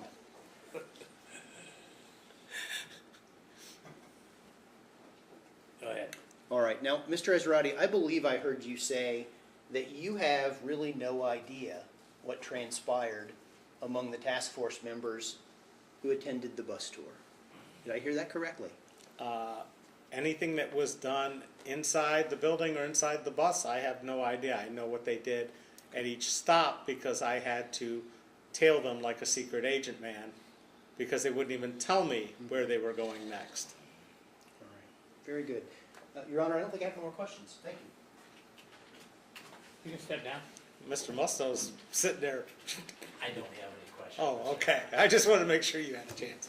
Thank you. Do you have any questions? I do, but I'm not gonna ask. I may make or break somebody's plan, so I tend to stay away from doing that. Brian? Is Mr. Esrati resting his case at this point, Your Honor? Yes, I think he has already rested. Okay, and very good. I have a motion to present, Your Honor. That Okay, is- you may. My motion is pursuant to Civil Rule 41B2, and it's a motion to dismiss this case with prejudice. The plaintiff, Mr. Esrati, has a burden of proof in this case. He has a burden to prove that the task force was a public body, that it engaged in decision-making, and he has not done so. In fact, he's produced no evidence of any decision-making by the task force. He's produced no evidence of any consensus or other recommendation made by the task force. He's not put on any evidence whatsoever to meet his burden of proving that this task force was a decision-making body, a public body, as defined in RC 121.22. Because he hasn't met his burden of proof, his case should be dismissed with prejudice. Thank you. Mr. Wildermuth, I'm gonna give Mr. Esrati a moment to respond to that. And also note that the court does not have the exhibits in front of the court. While I understand your motion and I'm going to consider it, I think I need to evaluate the exhibits a bit first before I make that ruling. Mr. Esrati, having said that is what my intention is to do. Do you wish to make a counter argument to Absolutely. be brief? Civil Rule 41B2. Of course, you know, I know it inside now. Of course not. This is an attempt. You know, Now, this is the law. It's right. not an attempt to do anything wrong. It says I see it in every one of my cases, so. burden of proof, public body decision-making, all of this, not evidence. Number one, I think It's a legal argument. I proved clearly that this task force was organized and set to make decisions and advice to first the Board of Education and then to the superintendent. Okay, let me ask you a question, if you don't mind, because Sure. I think it's pertinent. Case law that I've seen indicates that sunshine law applies to meetings or does not apply to meetings that are solely for information gathering and fact finding, right? That's what the law says. It applies to issues of the Okay, public. let's assume that what I've said is a correct statement of the Burner case, and that has some controlling value here, 2007, 6207 Ohio. If we are to assume that sunshine laws don't apply to where members of a committee engage solely in information gathering and fact finding, if that's the law,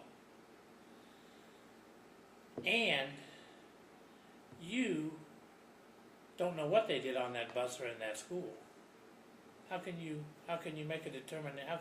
How can this court make a determination as to what happened on that bus or what happened in that school? That's the whole point of the sunshine laws, Your Honor. The point is that you cannot exclude members of the public who wish to observe the workings of how the sausage is made, so that they But can ascertain. isn't it your burden, though, to show me by maybe calling a member or two of this task force and say what happened during the bus tour, what happened in the school? Isn't it your burden here? It's you're bringing the case. You're saying to me that this task force did X, Y, or Z, but I haven't heard any evidence. The superintendent said the bus was too loud and she doesn't remember any questions, and the maintenance guy was talking about what happened to the boiler and this, that, and the other, but I haven't heard the evidence. I haven't heard the beef, Your Honor, and that's your obligation. Your So Honor. I want to hear it. I imagine you saw Get Smart when you were growing up. Do you remember the cones of silence with Maxwell Smart and Chief sitting there, coming over their heads to discuss things? Yes, that's what I do when I met with clients in my previous existence. So I am telling you that this excuse of not being able to hear what's going on in the bus, or not being able to know what's going on in the bus, is not my burden, because should have been given access. And that's all that ORC 121.22 and every case that cited it and every decision has said. Basically, what Mr. Wildermuth is asking is that at any time, for any matter, the school board could convene a group of people and say they're on a fact-finding mission and discuss anything they want, and then make recommendations to the school board. And that's why I even have the school board or have public meetings in the first place. And that's the point. The point is you can't deviate from that process at all, at any time, or the laws are What if the task force was discussing in its entirety whether or not the Bengals should trade A.J. McCarron, and nothing to do with the issues pertinent to closing any schools or any task force obligations? Well, What if they were doing that? there should be no problem in letting But then there's no problem at all, isn't it? Because they weren't discussing it. right, but there's no way of the public knowing that, the public at large. And there's no way that the court knows either. That's not Based on what you have submitted. But that's what the Open Meetings Act says. Okay, we're It going says- around in circles here, but It's all right. So I there think is I understand. there is a video there where the superintendent stands in front of the school board and says, "Here's what the task force told me." told her on the bus? No, told her throughout the whole thing. Okay. And I'll have to look where at it the is on video. the bus, where it was off the bus, or the fact that in the bus they might have come to some conclusion or discussed something or heard some pertinent fact that made it relevant, that Valerie happens to be the only school they closed, which is also the only school they toured. None of this makes any difference, because they have a law that says They you violated gotta the do law, it. therefore, Yeah. motion overruled. And What evidence do you want to present, Brian? If any. You've overruled the motion, Your Honor? I haven't ruled on the motion. Oh, okay, well, I'm going to have to look at, you're gonna take a break and look at that? and do no, I'm that? going to ask you to go ahead with your evidence, subject to me considering the motion. Okay, very good. I'll call Dr. Lally to the stand, Your Honor. Dr. Lally, you're up on the stand again. You're still subject to the oath previously administered. I just don't want to come back, Brian. I understand, Your Honor.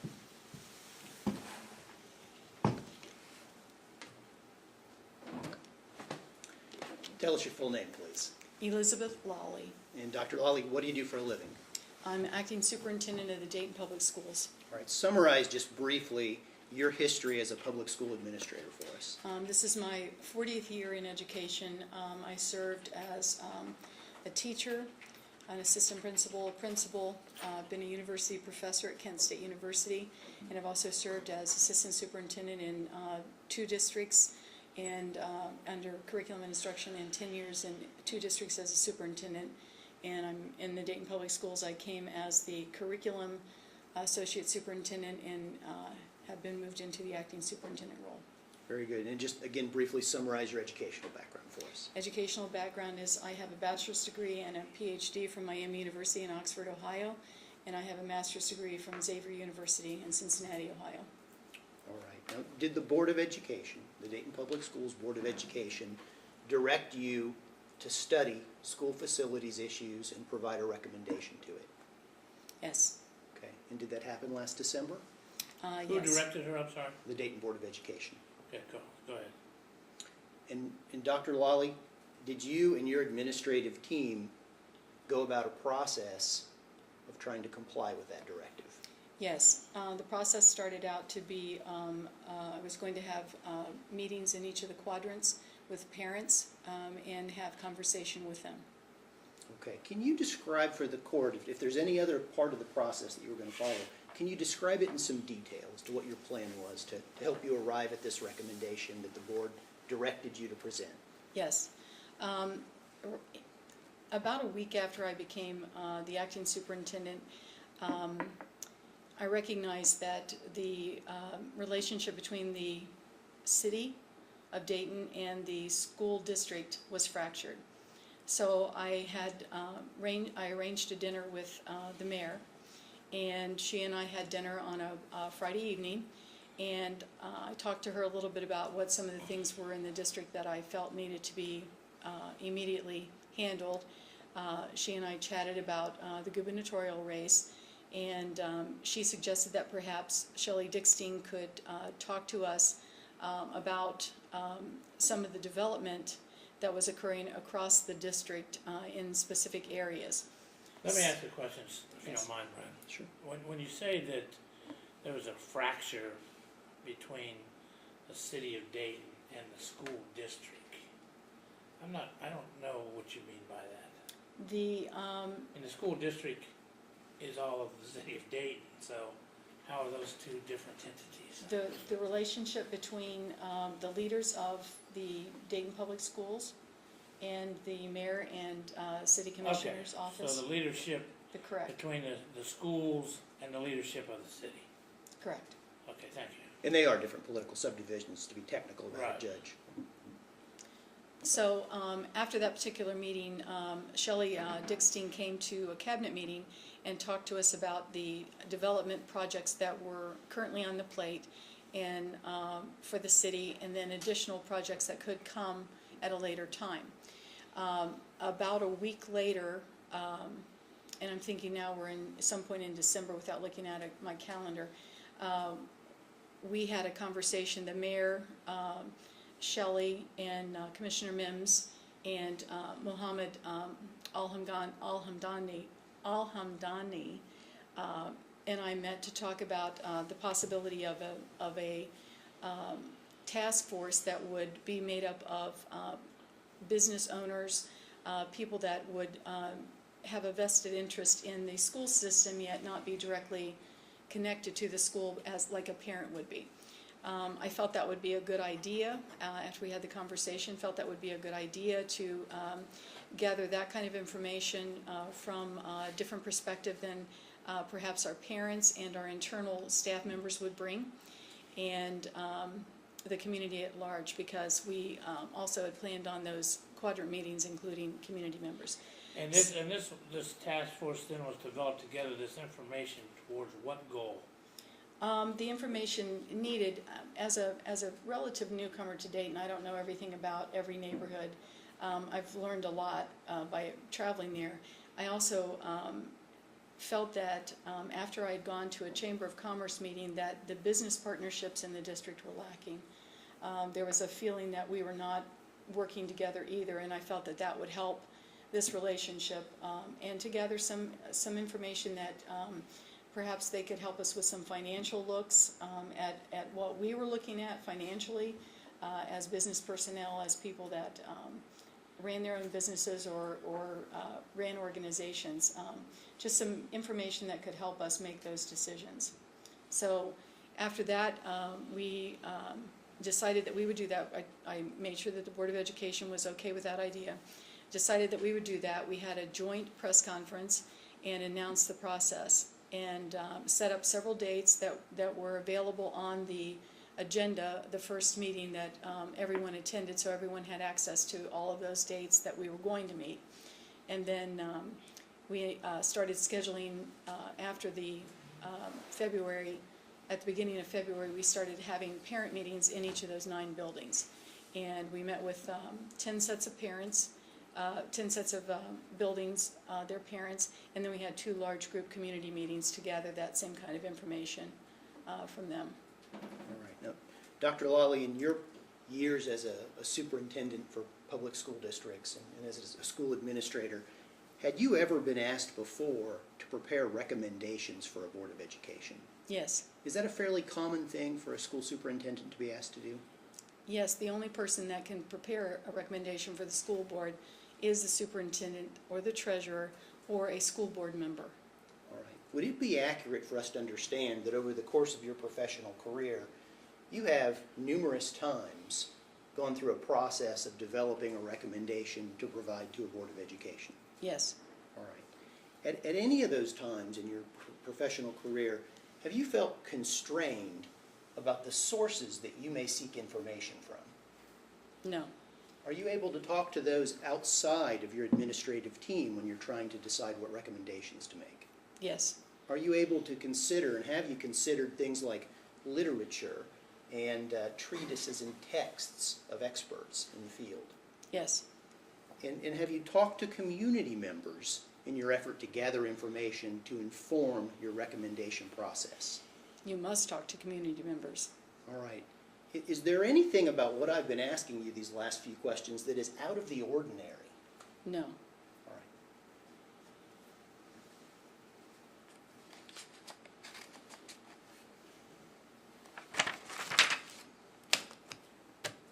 right. Dr. Lawley, how were the members of the task force determined? The mayor helped select the majority of them, along with some of the commissioners and board members. I didn't know many of the people that needed to be included because in my role so far in Dayton, I had not had experience with a lot of business people that the other people, the former superintendent had experience with. During the course of this process, did you become somewhat familiar with the task force members? Oh, yes. Mm-hmm. May I approach the witness, Your Honor? Sure. This is an exhibit book, and I have a copy for the judge, too. Just take a look at that, at tab A. Thank you so much. You're welcome. Judge, may I come around? Yep.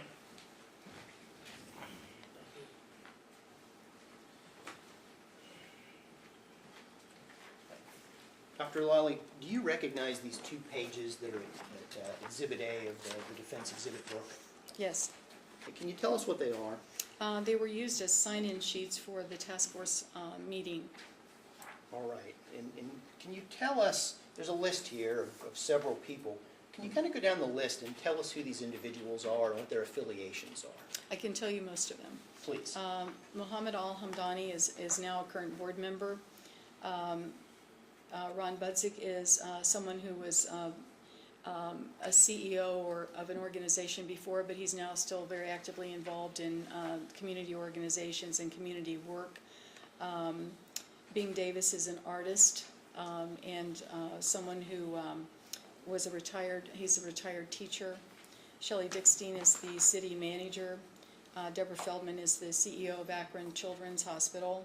John Gower works for the city. He was he was a guest member of the task force, so he would come to supply, just like my team, would come to supply information about the development in the city and that sort of information.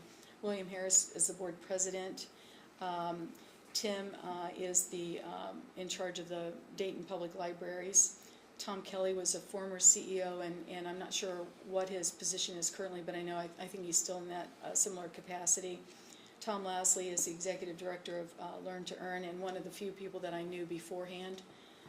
Jeffrey Mims is commissioner. Jerry is in charge of one of the human resources organizations in the city.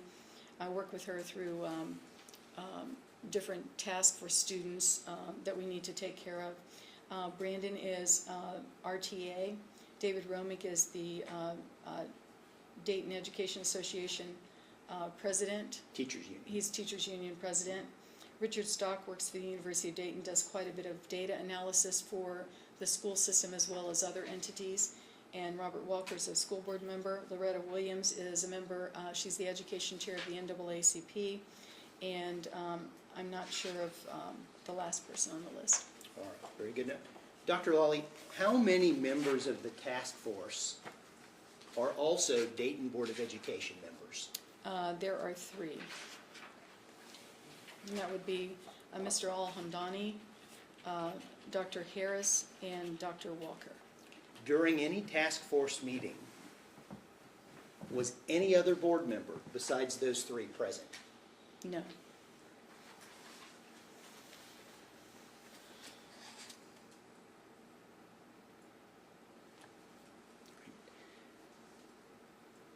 Tell us why this task force was formed and what its purpose was. The purpose of the task force was to give information to the superintendent, who ultimately makes the recommendation to the board, about things like the financial picture. What do the finances do when you're running a building that's half empty? Is there anything financial that we need to know about? They also were business people that have a different perspective than a parent has about what needs to happen in a community. We were getting the perspectives from community members, from parents, and then we also wanted that business perspective, as I explained earlier. It was just another voice to have at the table before the decisions were made. Did you expect the task force to make any decision? As a superintendent, the decision is mine to recommend to the Board of Education. I would not permit an outside group of any kind to make a decision or a recommendation for me. I would listen to them, and have listened to them in the past, and will continue to do so. All right. Let's go back to the exhibit book for a bit. When you say listen to them, what do you mean by that? Have sessions, listening sessions like we've been having, have meetings with them, ask specific questions to gather information. One of the cases that I've read seem to say that, if you're having discussions with them about the issues that you've addressed, how can those discussions take place without them saying, well, I think this should happen, or I think that should happen? And if that's the case, isn't that a recommendation? Actually, if you take a look at the way that we gathered the information, there were questions that were asked. Questions asked of whom? Of the Task force? of the task force, of the parent groups, of the community groups. Questions And asked I'm of- getting there, Judge. Okay, go ahead. Yeah, yeah. Can you turn to tab B of the exhibit book, Dr. Lawley? Yes. Tell us what this is. This is the agenda for the second meeting of the task force, the original first meeting. In fact, this turned out to be the first meeting Correct. that actually happened? Mhm. All right. And is this agenda, Exhibit B, is this a true and accurate copy of the agenda for that first task force meeting? Yes. And does it accurately summarize how that meeting in fact was structured and how it was handled that day? Yes. And then there's a schedule down at the bottom. That March 6th meeting, did that happen? It did not. Tell us why. We came to the realization that because we couldn't do additional bus tours because of the recommendation from our attorneys, that we really didn't need an additional. We had 6 dates, I believe, originally, so we didn't need those extra dates. And by February 20th, it was very clear that we were ready to start answering the questions that I had posed. All right, now let's turn to tab C then. Is this the agenda for the February 20th, 2018 task force meeting? Yes. And is it true and accurate, and does it reflect how the meeting was conducted that day? Yes. There is something called small group work, item 4. Can you tell us what that was? Yes, we had the task force members that were present count off into groups of 4, I believe we used that day, so they counted off by 4, went to a table that had been set up for a small group, and then answered questions that had been pre-prepared by my office, and turned those in. They reported out on those before they actually turned them in for us to record and to use. The groups asked questions, or you asked No, sir. questions?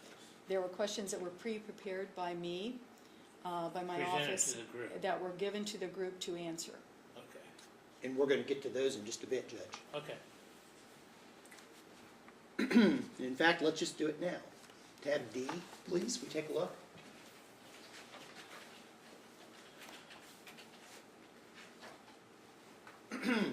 Dr. Lawley, tell us what tab D is. Tab D is the responses to the group questions that were given by the task force members, their suggestions and ideas that they were giving about each of the questions that were asked. All right, and the documents at tab D, Exhibit D, there are 2 pages there. Is this a true and accurate copy of what was created? Yes, And is this an accurate compilation of the things that the task force members wrote in response to the questions? these were the things that the task force, each of the small groups reported out, yes. All right, now, just read aloud question 1 for us. What suggestions or ideas should the superintendent consider before recommending anything to the Board of Education? Did you compose that question? Yes. And there are a number of bullet points below it. Are those various things that task force members wrote in response to your question? Those are the things that they reported out that their small group talked about, yes. All right. And is that also true of the other questions, number 2, number 3, number 4? Did you compose all of those questions? Yes, And the feedback or responses from the various task force members are reflected in the bullet points after each question? Your Honor, I'm gonna object. This has nothing to do with the secret meeting. This is post-secret meeting, and it really isn't relevant to the questions that you laid out in your brief. Overruled, you can continue. yes, these are the things that were reported out that were talked about at each of the small group tables. Okay. Now, besides what we see here in Exhibit D, were there any recommendations that you received from task force members? The only thing that I received from task force members are the responses to the questions that I asked. Okay, what we see in Exhibit D then. Correct. Was Brian, it, did I hear your question besides what's contained in D, right, what suggestions or what recommendations were there? correct. Yeah, earlier we had a conversation between us, Judge, you and I on the record, where we talked about recommendations. It was during my opening statement. And I told you that there would be evidence put on of very general, broad principles that were presented to the superintendent by task force members.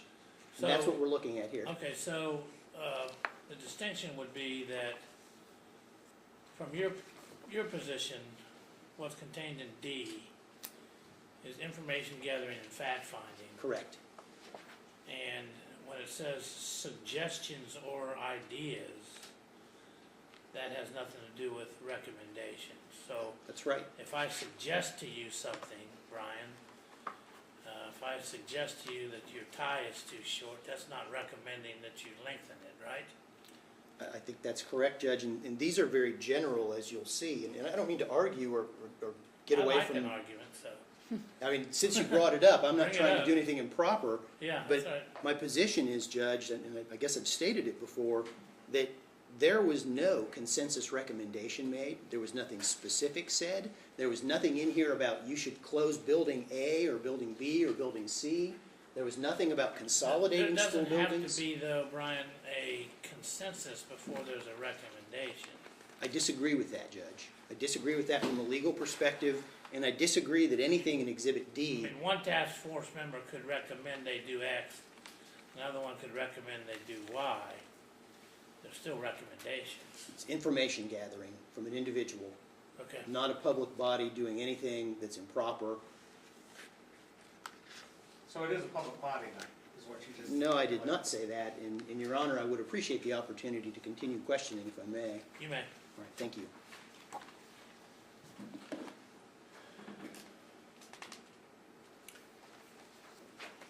Dr. Lawley, did you ask any task force member to make a recommendation on closing any building? No, Did any do that? not to me. Did you ask any task force member to make a recommendation on whether buildings should be consolidated? No, Did you ask any task force member to make a recommendation on how students should be grouped together grade-wise or age-wise? no.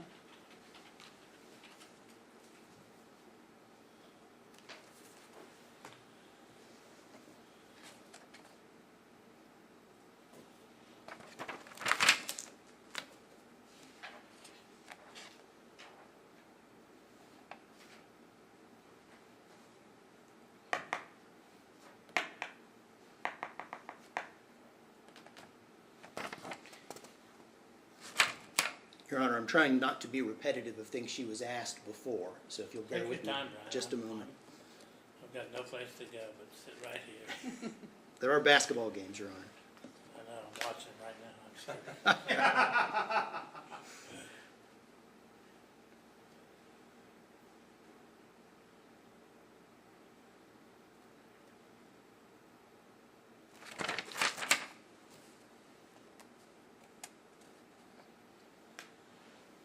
All right, Dr. Lawley, did you find the information gathered from the task force members valuable to your recommendation-making process?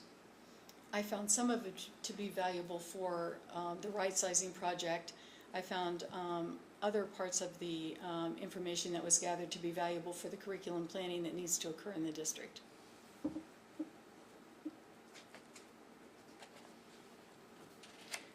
And Dr. Lawley, did you in fact make a recommendation to the Dayton Board of Education on March 13th? Yes.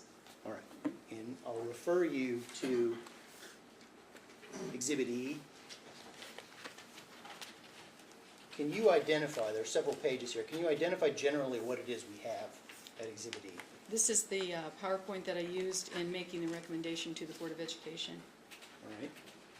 And if you've looked through it just enough, can you tell us, is this a true and accurate copy of the PowerPoint presentation?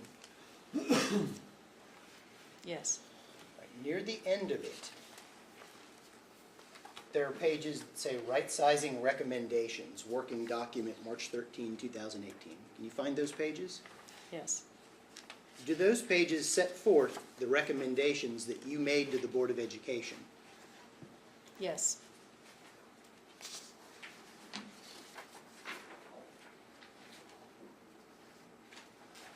In the last page of the exhibit, is this a summary of your recommendations?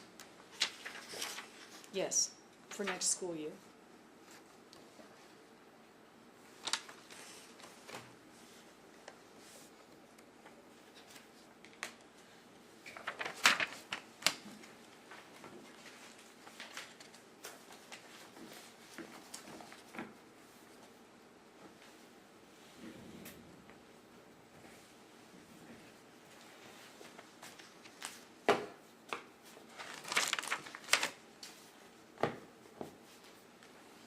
Dr. Lawley, did the task force as a group ever meet with the Dayton Board of Education as a group? No.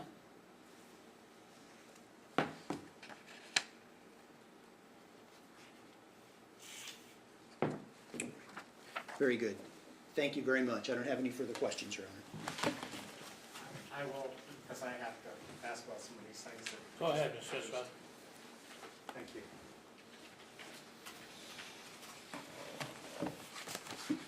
Thought you were off the hook, didn't you? I did. Sorry. Not yet. So, we heard that Dr. Lawley has years of experience as a superintendent and is an expert in education. Is that correct? Or is that what you were starting out with? You asking Brian questions now? Well, He's not sworn in. okay, I don't wanna, he started out with making those assertions, so, Well, he provided the court with her background in Sure. education and experience. The court okay, thinks so, it's relevant, so. so. Did anyone direct you to meet with Mayor Whaley? I was not directed to meet with Mayor Whaley. I spoke to several different board members about the tasks that were ahead of us as far as what they wanted to see happen as an acting superintendent. And I agreed with a couple of the suggestions that they had made. Can you state which board members directed you? Actually, I believe John McManus suggested that I meet with the union leaders, and I'd already met with the DEA union leaders, but I had not met with the other union leaders. And I believe John McManus suggested that we might want to meet with the mayor and some of the commissioners. So it was all John McManus. I think it was mostly John McManus. I don't recall other people suggesting it. It was John was. I was in a meeting with Dr. Walker, Ms. Taylor, and John McManus when we were talking through some of the things that needed to happen immediately. And I believe that's where it was suggested. Okay, so you were having a meeting with less than a quorum and leaving out Dr. Harris before the new school board members had taken office, other than Dr. Harris. So you were meeting with 3, so it wasn't a quorum, Correct. and you were discussing this issue. Excuse me. I was discussing the issue of what they wanted me to do as an acting superintendent, not the issue of right sizing or anything like that. And John McManus individually suggested that you meet with the unions and to meet with the city. And you set up this meeting based on that with Nan on a Friday night for dinner. I also based it on the fact that I've worked with the mayors of cities that I've been the superintendent in very closely beforehand, as Okay. well as union leadership. It was just confirmation that those things needed to happen. So, in your conversation with the mayor, did you talk about the need to close schools?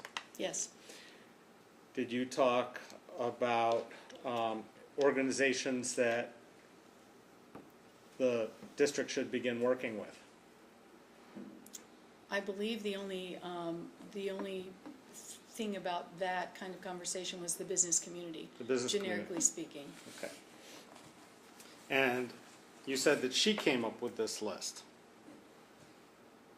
for the task force. She came up with most of the names on the list. I also said that a couple of board members added some names on the list.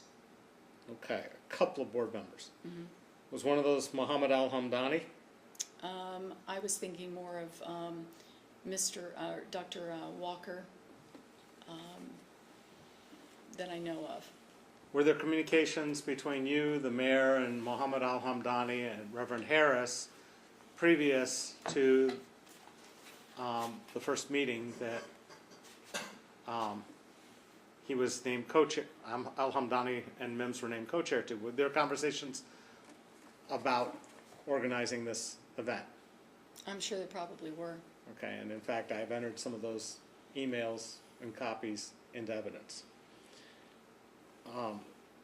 Are you aware that Al-Hamdani was not yet sworn in to his position on the school board when you were having these conversations? Yes, Are you aware there's a law against people doing their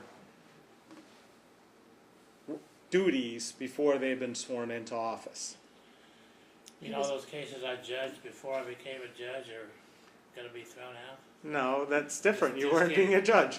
But I mean, we have issues with the president supposedly going off and. I'm not sure I understand the relevance Well, to. well, I'm just to saying. This, Well, to this issue, this narrow issue that's before me, I don't understand the relevance of the inquiry. well, I was going to. I'm trying to Get to it, the consistent how we ended up with the task force, and there's some names that she didn't understand. but what relevance is that? Well, are you aware that Dr. Lastly, who you know well, is actually a competitor with you for dollars and students in the district? Objection, relevance. I don't get the relevance. Well, Your Honor, we're saying we have to right-size the district because we're losing students, and yet, Well, hold on. We're not here, and I'm not here to analyze what should or should be done with the Dayton Public Schools. That's a problem this court is not going to be able to solve. What I'm here is on, as you said, Mr. Esrati, a very narrow issue about a meeting on February the 6th on the bus. So objection is sustained. the first Proceed. question. Objection is sustained. Proceed. That was the second question. The first question was whether it was a legal committee and who and they were actually doing advice. He made a whole bunch of things about giving advice to the superintendent, and whether they had or had not.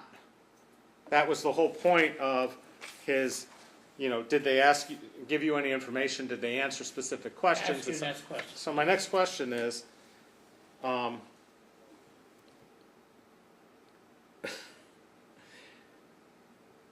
let me start with this. Has the school board had dealings with Mr. Cambridge in issues of real estate previous to this right sizing? Objection, Your Honor, relevance. Sustained.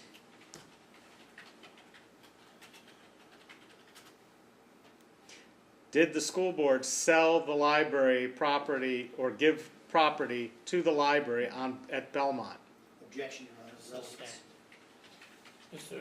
Esrati, what roles various task members had with various members of the city, this court? You have not raised these type of issues in your lawsuit. This lawsuit is directed at the Public Meetings Act. That's what I'm going to hear. The objection is sustained. So proceed to something that is relevant to the issue at hand, particularly. Well, the question of... And it's my determination Okay. of what is relevant. So, although I know you may think that I could be wrong, Okay. I most certainly could be, and then there's Okay. courts of appeals that tell me how wrong I am, Mr. Esrati, but for right now, and running my courtroom, Sure. I'm fine. I got you. Dr. Lawley, Not do relevant. you work for the Board of Education? Yes, Can they fire you? yes, Okay. Do they judge you based on the information that you present them? they judge me based on an evaluation process that they've created. Okay. And if you are going to gather information to present to them, at some point, should you not have the approval of a sitting board to do that? Objection, Your Honor, relevance. Sustained. Did you present to the board slides on Tuesday that said that the task force gave you input? Yes, Okay. One of those meetings I was not able to attend. We're gonna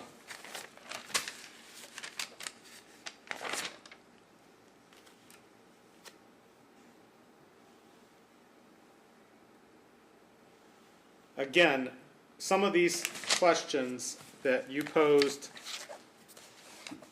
Number one, what suggestions or ideas should the superintendent consider before recommending anything to the Board of Education?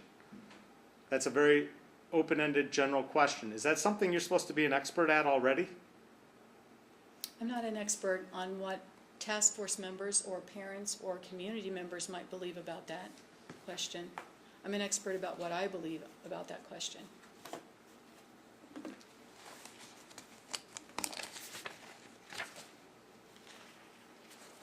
At no time, at any time was this task force presented to a sitting school board for approval or discussion of any of the members? No, Okay. Do you work for the mayor of the city of Dayton? no, Do you work for Commissioner Jeff Mims? no, Yet they're the ones that set most of this in motion, along with Mohammed Al-Hamdani, who was not yet in the board, on the school board. Objection, Your Honor. He wasn't on the school board, he was the co-chair. And Sustained. Thank you, Speak to- nothing further. I don't have any questions, Your Honor. No further questions, Your Honor. You are now excused. thank you. Your Honor, I would like to move for admission of the exhibits A through E in the defense exhibit book that was presented. Objection. None whatsoever, Your Honor. A through E admitted. Other than that, Mr. Wildermuth, No further witnesses, Your Honor. The Board of Education, Mr. Al-Hamdani, will rest.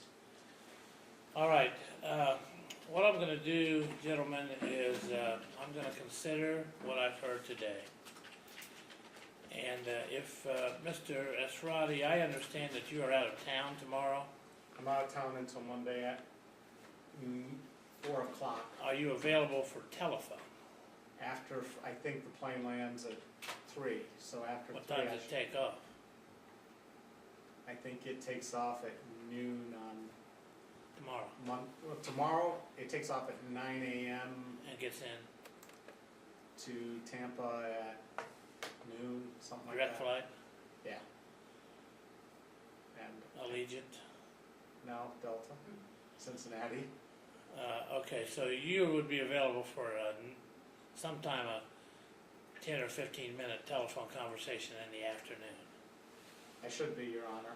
All right, I'm gonna consider what's been given to me here. There's some things that I want to consider about it, and then I'm gonna determine where I think we're headed and how before I do anything else. It may be that I'm able to reach a conclusion on what the court's opinion is on these matters by that time.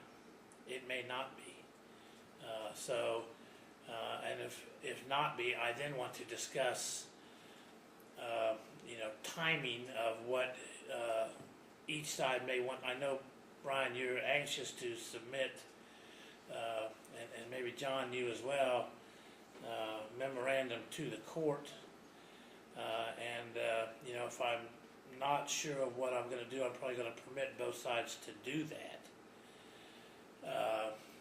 Having said that, there's been an unofficial proclamation that a decision may be forthcoming this coming Tuesday. I've read that it may and it may not, so I really don't know whether it is or it isn't. But if the court still needs to hear from counsel, I'll probably request that that be continued for a week, 10 days, to give you each the opportunity to do what you want to do. Does that sound reasonable? There's one thing, Your Honor, I would like the opportunity to present a post-hearing brief tomorrow. I would file before the close of business on Friday. Yeah, that's fine. But I'm not hamstringing you guys on time is what I'm suggesting, Brian. I understand that the court has already imposed on everybody here to try to do some expedited hearings in this matter, and I'm sensitive to the gun that I've put everybody under here, having been in your shoes before when a judge has said, we got a hearing in 2 days and show up. I get that, so I want to give you the time that's necessary without messing up any other dates that are set. And Judge, I too would like to file a brief by the close of business tomorrow. That's fine. To get to you. And the other thing I'd say is, if you're asking me on behalf of the Board of Education to commit that the board will not consider facilities issues, I don't have that authority. So I can't tell you that they will or won't act on Tuesday or will or won't act on some Tuesday after that. I do reiterate the arguments that I filed in my memorandum yesterday that this court, I understand, has already read, and there's no point in me going through them again verbally. Right. So while you don't have the authority to dictate that, perhaps I do, and I'm trying to be cool about it. And that's what we disagree about, Judge. I don't think you do, as I said in my memorandum. And that's what I think, if I do, then I assume the Court of Appeals will decide that issue. It'll be a quick trip up to the 5th floor then, Judge. Right, and what That's I'm right. trying to do, Brian, is avoid that by giving me the time to consider your briefs and consider Mr. Esrati's arguments so that I can make what I believe to be the legal answer in this case. That's what I'm trying to do. I don't necessarily want to be hamstrung by Tuesday, but I may be placed in that position, I understand. Thank you all for coming in. Thank you, Your Honor. If I need to talk to you guys tomorrow, I'll call, leave you messages, and we'll go from there. Very good. Thank you. Thank you.